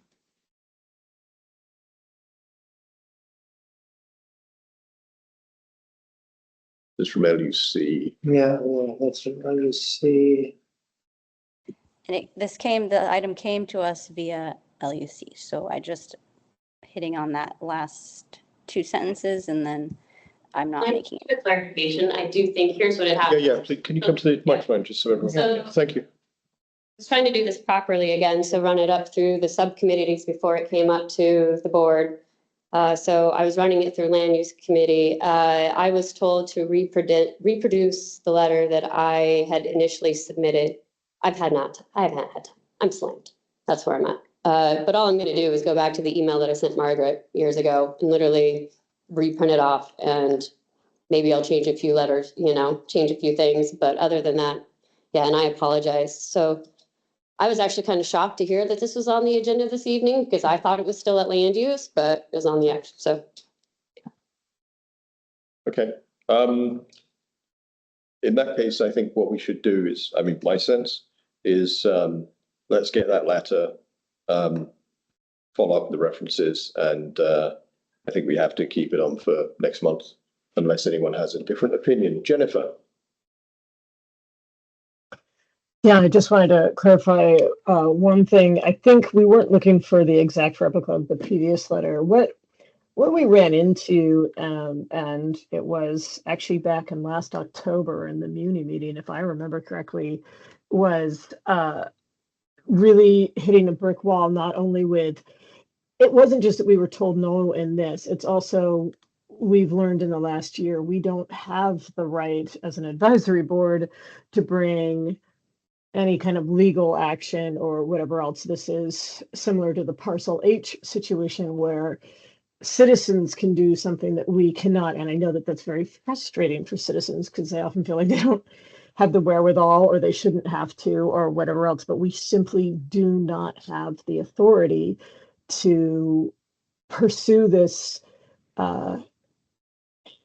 As far as I can tell now, we can be belligerent and keep asking the same question over and over again, and that is a choice we can choose to make. But what I was hoping we could get is one, some more community members involved, something similar to what's happening with Parcel H, and two, some citizen help with another angle on this, and that's what the Parcel H folks have had to do. They had to work other angles besides GBOS because as an advisory body to the assembly, we have absolutely no say over what DOT does. We can put our opinion forth when asked, but we have no authority per se, and we are in a similar situation here. We have no authority over what the Muni legal department decides. So I would just like to clarify, we need more voices on this and more ideas, but I don't personally know that it's politically a great idea to bring back the exact same thing we asked a year ago and expect a different answer.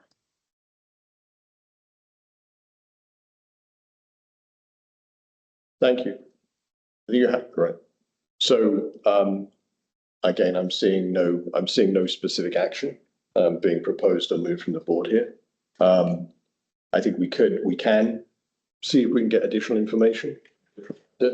I'll ask the public, I'll ask Amanda, do you have the time in the next month to write something, a sort of complete description of what you think? I have what else to do. I mean, tourist season's almost here, done, 2 more weeks, and my life should be a bit easier. Okay.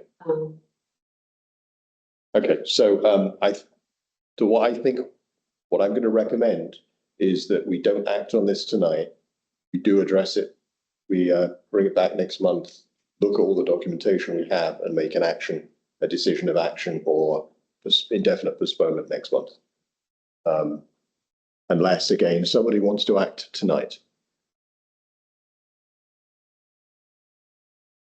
I'm not seeing any, just check. Yeah, check with Brian. I have to turn around to look at Brian. I'm not seeing any further comments here, so let's leave it at that. So we will come back and consider it next month. If we have more additional information, we can act on it. If not, we will postpone it. Okay. Well, now we'll move on to item number 12 under old business. This is the Glacier Creek Suspension Bridge. Yes. So we have 2 items in here, and one will be the suspension bridge. I think where is that? You know where that is? It's it is page 2. Page 2.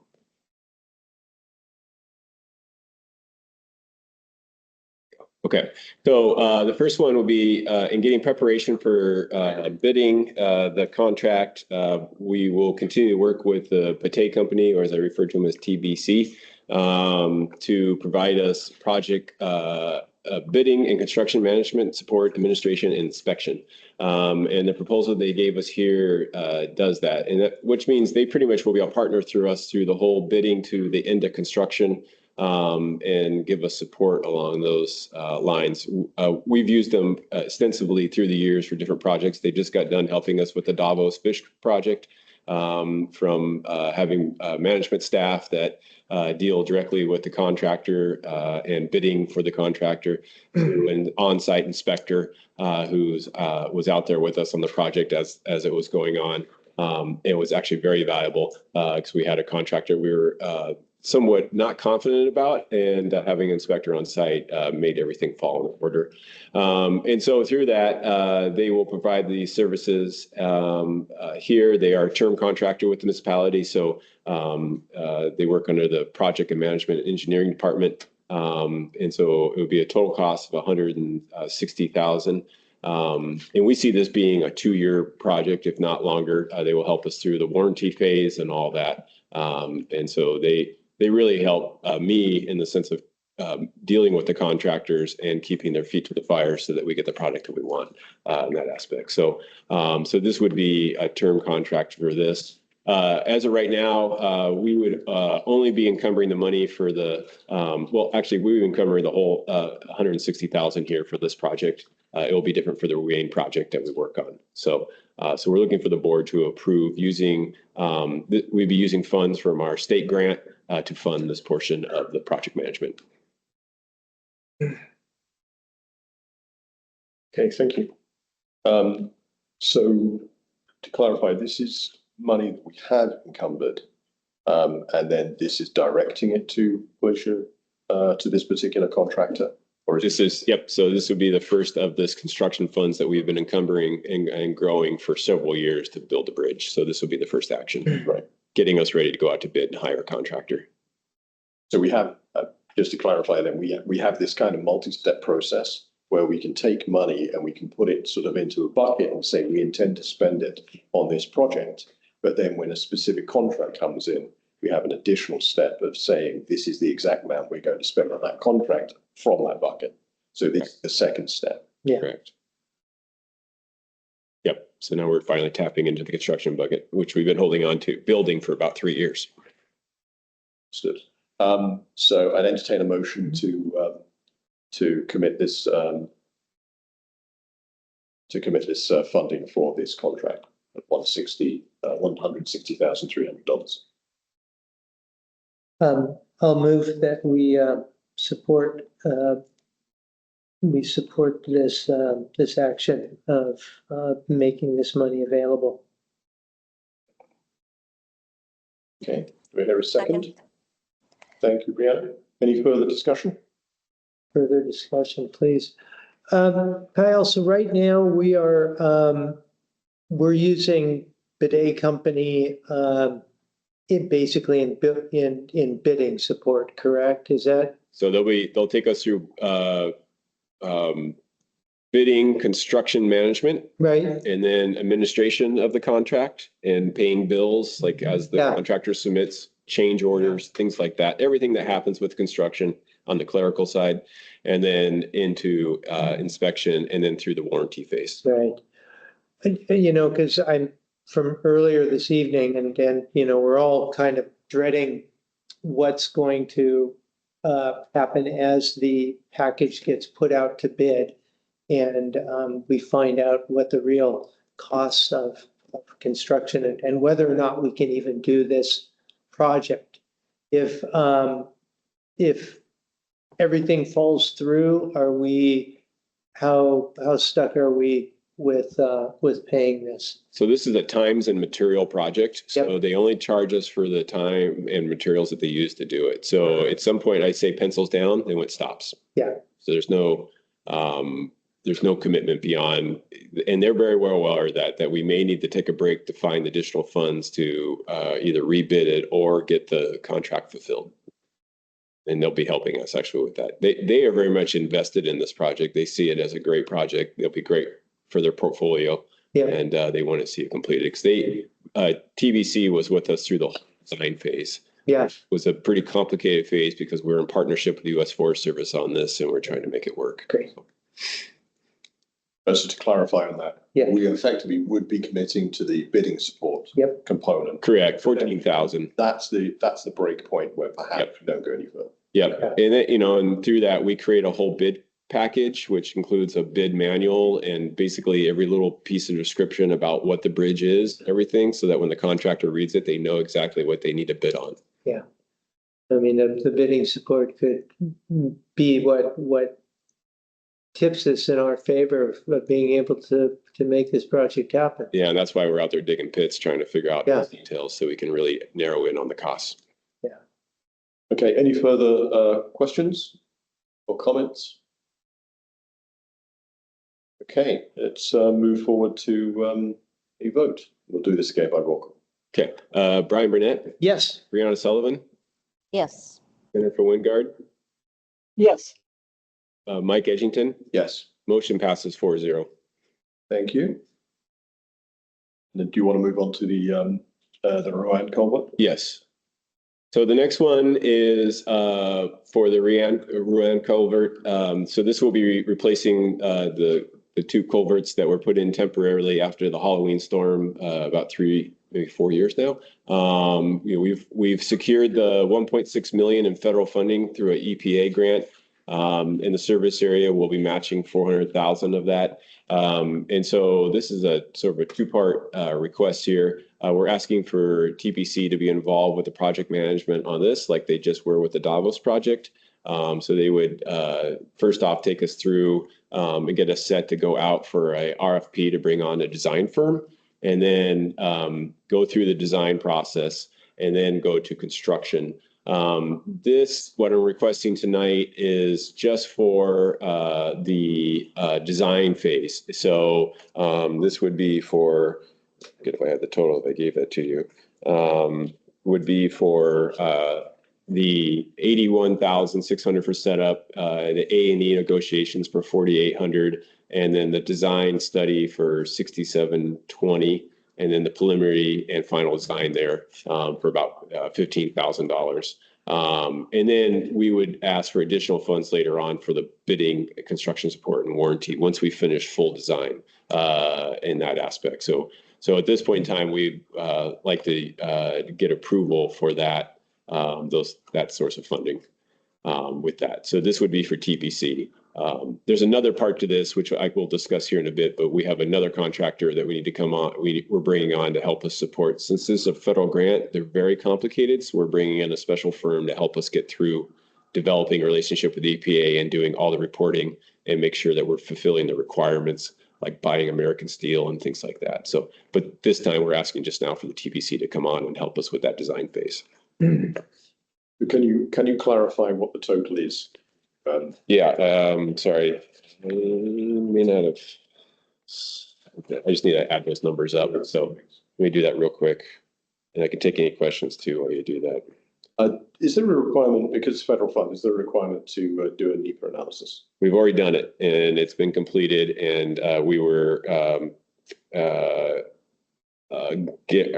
granted by the EPA that we did what's like sort of a tier 1 NEPA analysis, and they said that was qualified because this is existing infrastructure and we're replacing that. So it was the requirement for a NEPA analysis that basically squashed the 2.5 million that came from federally or congressional directed funds for the Holton Hills sewer. Yep. It'd be $41,280 that we're seeking for approval to use for them. So $41,280. $80. Okay, thank you. So again, entertain a motion to approve $41,280 to Boutte Company for support of the Ryan for design work, pre-design and design work for the Ryan Road culvert replacement. So moved. This is Brianna. I'll second. Okay, so it's been moved and seconded. Any further discussion? Not seeing any discussion. Let's move on to a vote. Sure. Brian Burnett, Yes. Brianna Sullivan, Yes. Jennifer Wingard, Yes. Mike Edgington. Yes. Motion passes 4-0.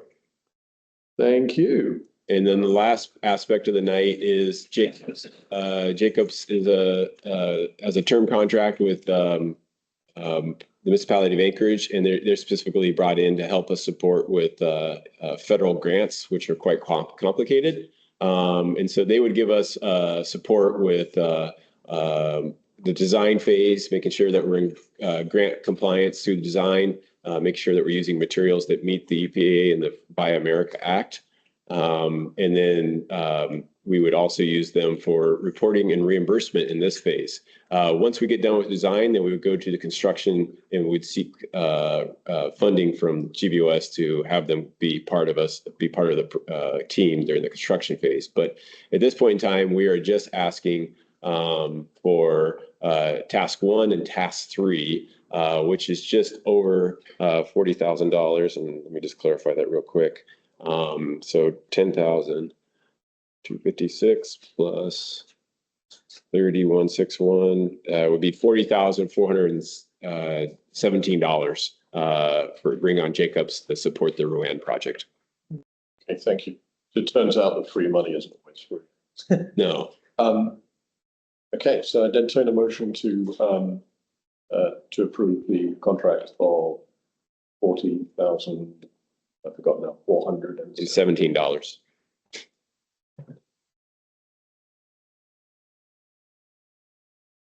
To Jacobs for grant support for the Rowan Road culvert replacement. I'd like to move that we approve $40,417 to Jacobs for project management and reporting expenses on the Rowan Road culvert replacement. Thank you. Thank you, Brianna. So it's been moved and seconded. Any further discussion? Not seeing any. Let's move to a vote. Brian Burnett, Yes. Brianna Sullivan, Yes. Wingard, Yes. Mike Edgington. Yes. Motion passes 4-0. Thank you. Can I just make a quick comment in there on the Rowan Road? You know, as the new project goes in there and we replace that culvert in there, I noticed that the culvert work down on Davos has created a really nice space. And I don't know if that was intentional or not, but it's created a nice space there. And that particular spot there on Rowan Road is someplace that a lot of Girdwood recreates. And I wonder if we would be able to use the talents of the Boutte company to see that, you know, kind of have a little oversight on what the finished product looks like and what it brings to the community beyond just safe fish passage. Yep, and we could incorporate that into the design specs that we give to the designers. They could look at a way to create a picnic or bench area that's associated with it. That's one benefit we've seen over here with the Davos is that, and I've already heard people talking about it, is requesting a bench or some sort of sitting area down there.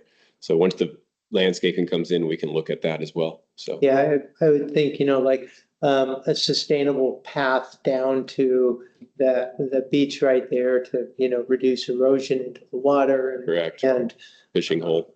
You know, fishing holes wouldn't hurt to have a couple of slow congested area signs in there with people moving across the road. And I think we've got a great opportunity there to enhance what is already a nice spot. Yep. Girdwood. Yep. No, we keep that in mind as we get into it. So. Okay, thank you. So this Brianna. Real quick, thank you. Just to chime in, I agree Brian's point. Just the last time I was there's a little kid and parent fishing, and I don't know how they got down there safely, but I'm sure it happens all the time. And having something safe, like you suggested, would be really neat. Thank you. So continuing on the same vein, I think we have now item 20, which is the Lions Park contract. Correct. Let me get back to it here at the top here. So today today we received the final estimates from the different lumber suppliers for bringing in wood for the pavilion. So this is a project we've been working on for years. We've been through the whole design process, and we also wrote and were awarded a land water conservation fund grant for helping to reimburse 50% of this project. But we feel the time is now to order this lumber because it's not getting cheaper. We actually did estimates for this back in March as part of the grant, and everything has gone up another 10% since then. So we don't want to waste any more time, and we'd like to get the order moving forward. So what we're asking for is the board to approve using $143,000, this number right here, $143,148. I would probably say not to exceed of $144,000, just to give a little room there for purchasing materials and hiring a contractor, which we're going to use under a term contract. We're going to hire an outfit named Spurnack to come in and build the pavilion. We're going to provide them the materials. We're finding that cheaper. There's no markup on it if we do it this way. And then we should expect a reimbursement of about $75,000 for the project. One nice thing about this project or this grant is that we can go back and look at all the money we spent on design, and we can use that as matching funds so that we can get a larger reimbursement on the material that we're buying now. So we expect about $75,000 back from that reimbursement process there. And Lions Club has done a great job through quilt sales, Humpy Fest, all these different things, and they've raised $25,000 to put towards this project, which is really great. And that took them several years to get that. So we appreciate their efforts there, as it will make a great impact on their park that they sponsor here for Girdwood. So yeah, so that's kind of what we're requesting, $143,000 to use out of Girdwood capital to seed the project, with the understanding that about $75,000 of that will come back in reimbursements. Okay. But entertain a motion to approve not to exceed $144,000. Oh, sorry, Brianna, you're probably saying the same thing. I'll let you go. Oh, well, okay. I move that we support moving not to exceed $144,000 from the Girdwood Parks and Rec capital to seed the construction of the pavilion. Thank you. Second. And seconded. Thank you. Any further discussion? Again, it's a project I know we've been working on for many years. It's good to see it at this stage. Not seeing any more discussion. Let's move on to a vote. Brian Burnett? Yes. Brianna Sullivan? Yes. Jennifer Wingard? Yes. Mike Edgington? Yes. Motion passes 4-0. Thank you. Thank you, everybody. Okay, so let's move on.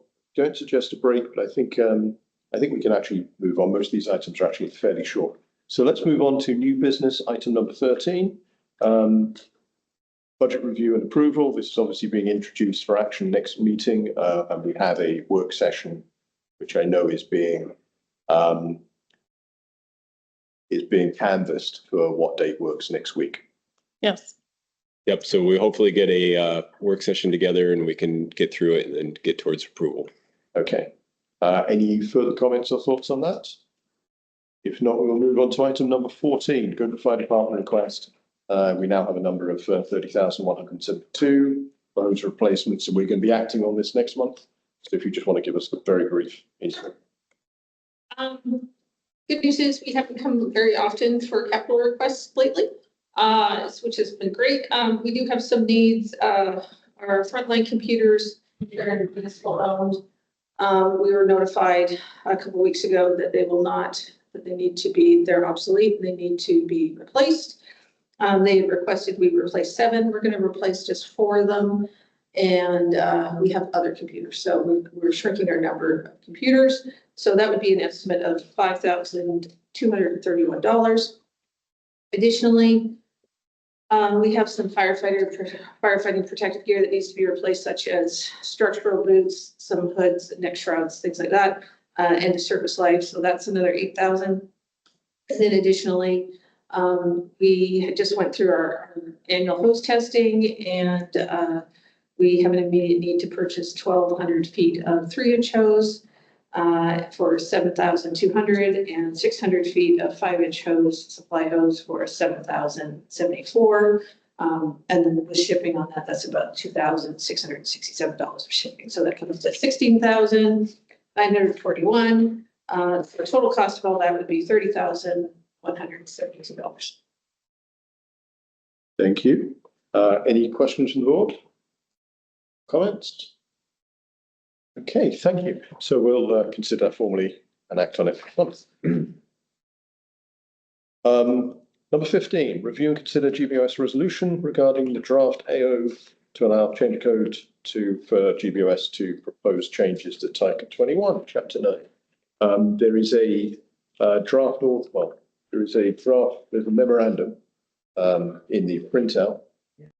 Is the draft ordinance in the? Yeah, it's in the Okay, packet. thanks. I don't have it in front of me. So here it is. The ordinance itself on the next page. It's right here, right? It starts on page 42. Okay, thank you. Yeah, this is a fairly small change, but it puts Girdwood on par with Eagle River.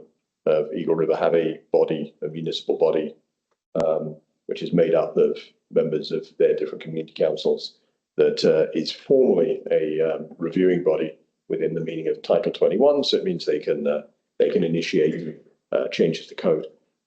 This would allow us to do the same thing. What we've had to do up to now is ask somebody else to do it for us, to hold our hands. So we've had a couple of times where assembly members have done that, and sometimes that's created problems. We've had the department themselves do it if they have the resources. And we had one change recently that also created a little bit of I'd say there was a little bit more complexity than we expected, but these have to go through the full process of going to planning and zoning and then going to the assembly before code change gets initiated. So this is just about the first step. We can actually do the first step ourselves of initiating a code change. So we can put something on the agenda for then the other two bodies to consider. Again, we can have we can consider this more seriously and act on it next month. But we have the draft, which is great. Any thoughts, comments on this? Comment on that is how did Eagle River end up with that ability to make these changes? Did that happen right when Title 21 was getting written and rewritten, or was it something they petitioned successfully as the new land use codes were being enacted? It was something which I was actually talking to the person who used to chair this body for many years, but doesn't anymore. I was talking to them recently. They petitioned for it, but it happened as part of the Title 21 rewrite process. So they have 6 different community councils. Right.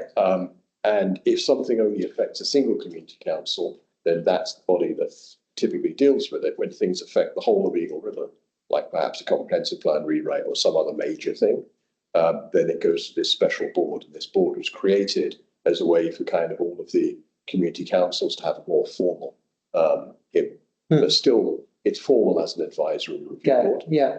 We are also an advisory review board, but not within the technical limits of Title 21. So we fall outside that. This is just this is kind of a technical change to put us legally within that same framework. Right. Thank you. Okay. Brianna, was that a question? I just thank you for the work on this. This is great news. Look forward to next month. Thank you. So if no more comments on that, we'll again discuss that next month. 16. Review and consider GBOS resolution regarding draft AO to increase Girdwood resident participation on the HLB Advisory Commission by 1, to create a total of 2 Girdwood designated seats for the Board of Assembly. I have not had a chance to read this draft yet. I read the memo, but not the draft. So again, we don't have to act on this tonight. We'll act on it next month. But this is something we've discussed. I know we've had other ideas as well. I think this would be a first step. Okay, any thoughts, comments?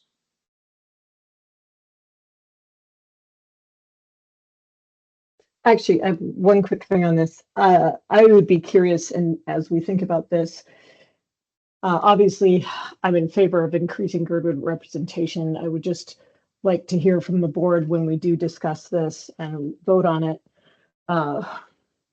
whether we'd like to make a request for more. My position has been in the past that the representation should reflect the land distribution within HLB holdings, and by that calculation, it would be more than 2 Girdwood representatives.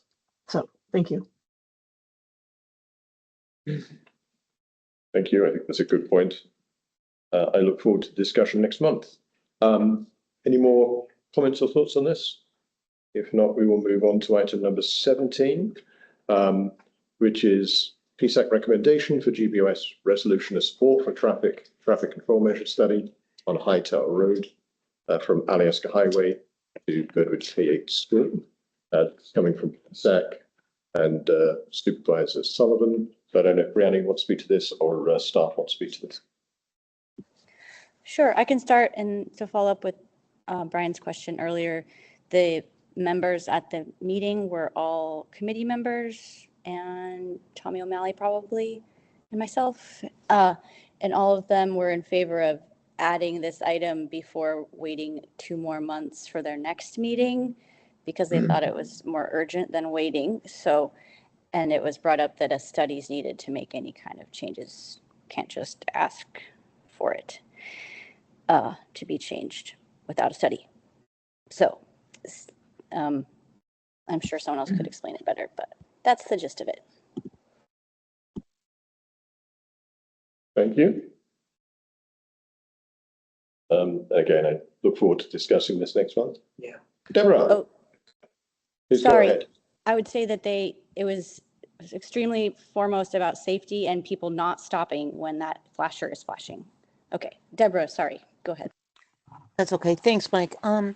So I was at the meeting, and actually our next meeting is not until December, and I kind of chimed in late, but I just was really active on that part. Is like, no, I think we need to address this way sooner and be more proactive instead of reactive. And let's get that study going on now, because it's not so much the corner of Hightower and Alyeska. It's more about closer to the school. Kyle, you were there also, and I think you can reiterate possibly better what I'm trying to sum up there and why I really thought that it was important to bring it to the GBOS meeting tonight as opposed to waiting until December. I think you hit it on the head. Yeah, because they meet quarterly, so they don't meet monthly, so they aren't scheduled to meet again until December. It would have been 3 months or 2 months at least before they got to it. So I think it was good of them to move the action, and it was focused really on the traffic control with the potential development of the subdivision when and as that comes into being platted. And so, and that's being developed up there. So I think that's what they were getting at, and wanted to get it in front of GBOS. So it was a good move, because otherwise you guys wouldn't have got the request until December, and then it probably wouldn't have been acted on until January. So at this point, it can be acted on in September. Okay, thank you. Deborah, do you have something else, or your hand's still up? No, I can lower my hand. Okay, thank you. Thank you very much. So again, I look forward to discussing that next month. Please go ahead. Yeah, I'll be looking forward to seeing this discussed also there. And this would include the whole intersection, the 4-way intersection at Alyeska Highway and Hightower, right? Yes, and also include the new throughway intersection that's going to go in because of this project. The Holden Hills. The Holden Hills. Yeah. Intersection with there. So. And there's I mean, in addition to that, there's probably a number of kids that are traveling to school that are also turning in their what is that, Liebald or whatever? What is that on Lindblad? You know, that are turning in there and kind of cutting through the back way, if you will. And, you know, I think when we add, you know, 100 new houses back there, it's gonna definitely affect how our pedestrians move around, how we all move around Girdwood.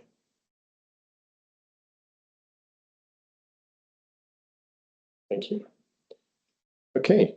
I think we can move on to item number 18, Crystal Mountain Road, no parking sign request. We have a condo association that is requesting for the board to pass a resolution to ask traffic to install no new parking signs on Crystal Mountain because of the overflow effects that come out of the Chair 3 parking lot during the winter months.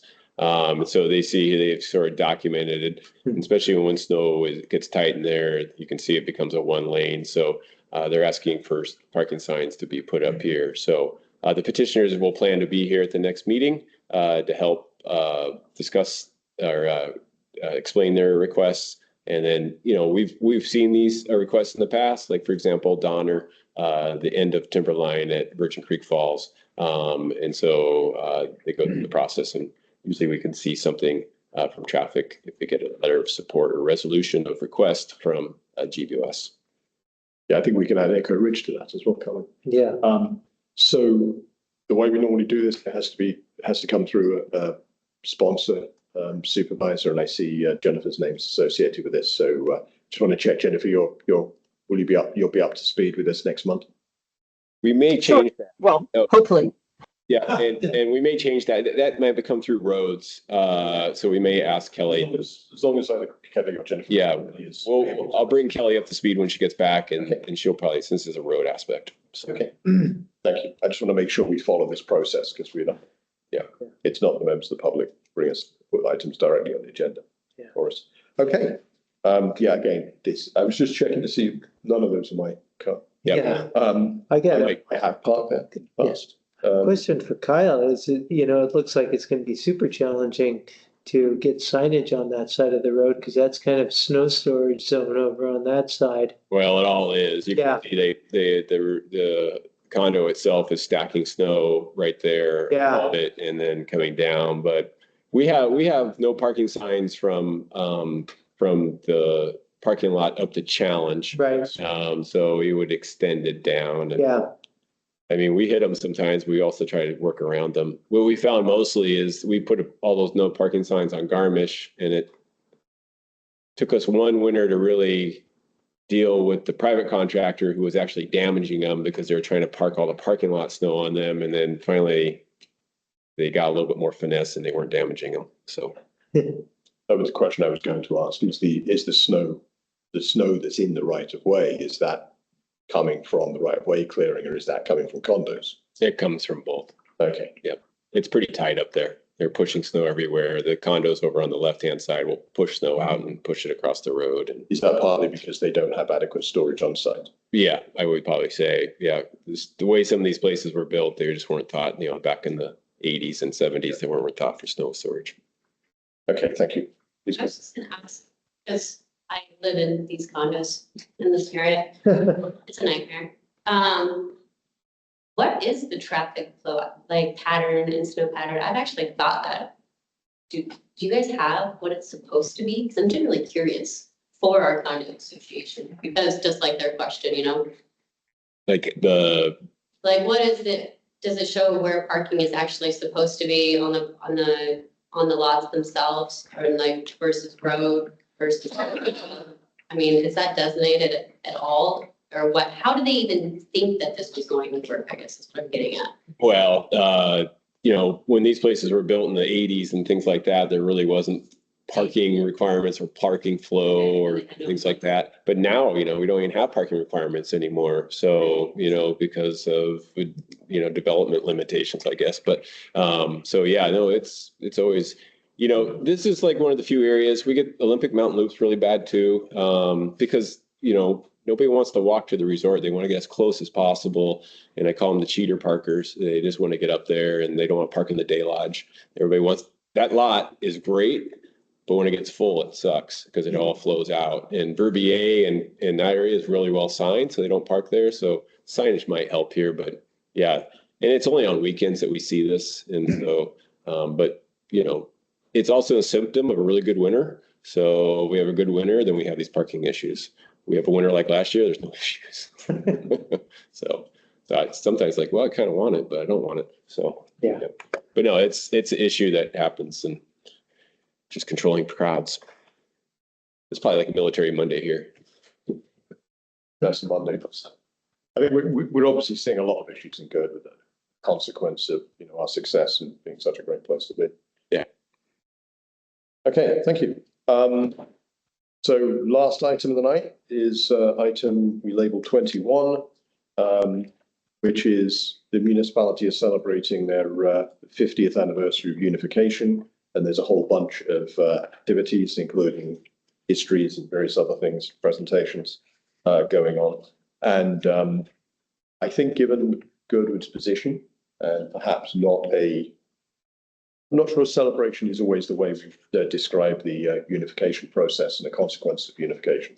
I feel it would be a good opportunity for us to maybe make a formal statement and or do anything else, maybe have some event or something else, but at least have the opportunity to discuss the 50th anniversary celebrations. Maybe project what we want in the next 50 years. The idea of putting it on tonight is just so we can do something next month. And I think the unification celebration day is in September. So it gives us the opportunity to have something that's timely-ish. So I would like to work with somebody if they're interested in putting together a resolution. And there are probably some other things we could do as well. But I'll open it up to Jennifer first. Well, I can't see if there's multiple people trying to talk, but I am very interested in this. Thank you for putting it on the agenda. I would be interested in working with you, but doesn't have to be me if other board members are as well. But I'm really glad this is on the agenda. And I think it is a wonderful opportunity to at least give some nuance to the discussion. I noticed the assembly release and I thought, I think there's more to the story. So I really appreciate this opportunity to talk about it and see how we'd like to allow some nuance into the discussion. Question and a comment. Where is the release on the unification? Well, there's actually a page under the Muni website. Oh, okay. 50th anniversary. Okay. There was there was an email that came around an email. Okay. Just talking about some of the events. And so are we expecting the assembly to make a statement? I think there has been, but I think, you know, there's an opportunity for us to sort of at least either do something for. There's a number of events. There's been some history. I haven't actually listened to them yet, but there was some description of the history of how unification happened, why it happened, what the motivational things were, and all the things I saw were focused on issues around really downtown and just south of the Midtown areas. Yeah. Which I think is a fair comment of unification was for the Anchorage Bowl. Yeah. By the Anchorage Bowl for the Anchorage Bowl. It would be interesting to get Zach and Keith involved in this. Yes. Yeah. Brianna? Thanks for the comments from the board and good ideas overall. I nominate Brian if he'd like to have another writer line on a resolution, or if he's not interested, I will volunteer to help. Okay. I am interested. Those of us who are already around the time of unification. What's that? Those of us who are around at the time of unification. Yeah. Albeit in different countries. Okay, so again, we'll have that in front of us next month. We've reached the end of the agenda. Unless there's any other comments, I would entertain a motion to adjourn. Motion to adjourn. Thank you. I'm going to assume that's seconded. Thank you very much, everybody. Thank you for getting through a long agenda efficiently. Thank you, everyone. Oh, wow. The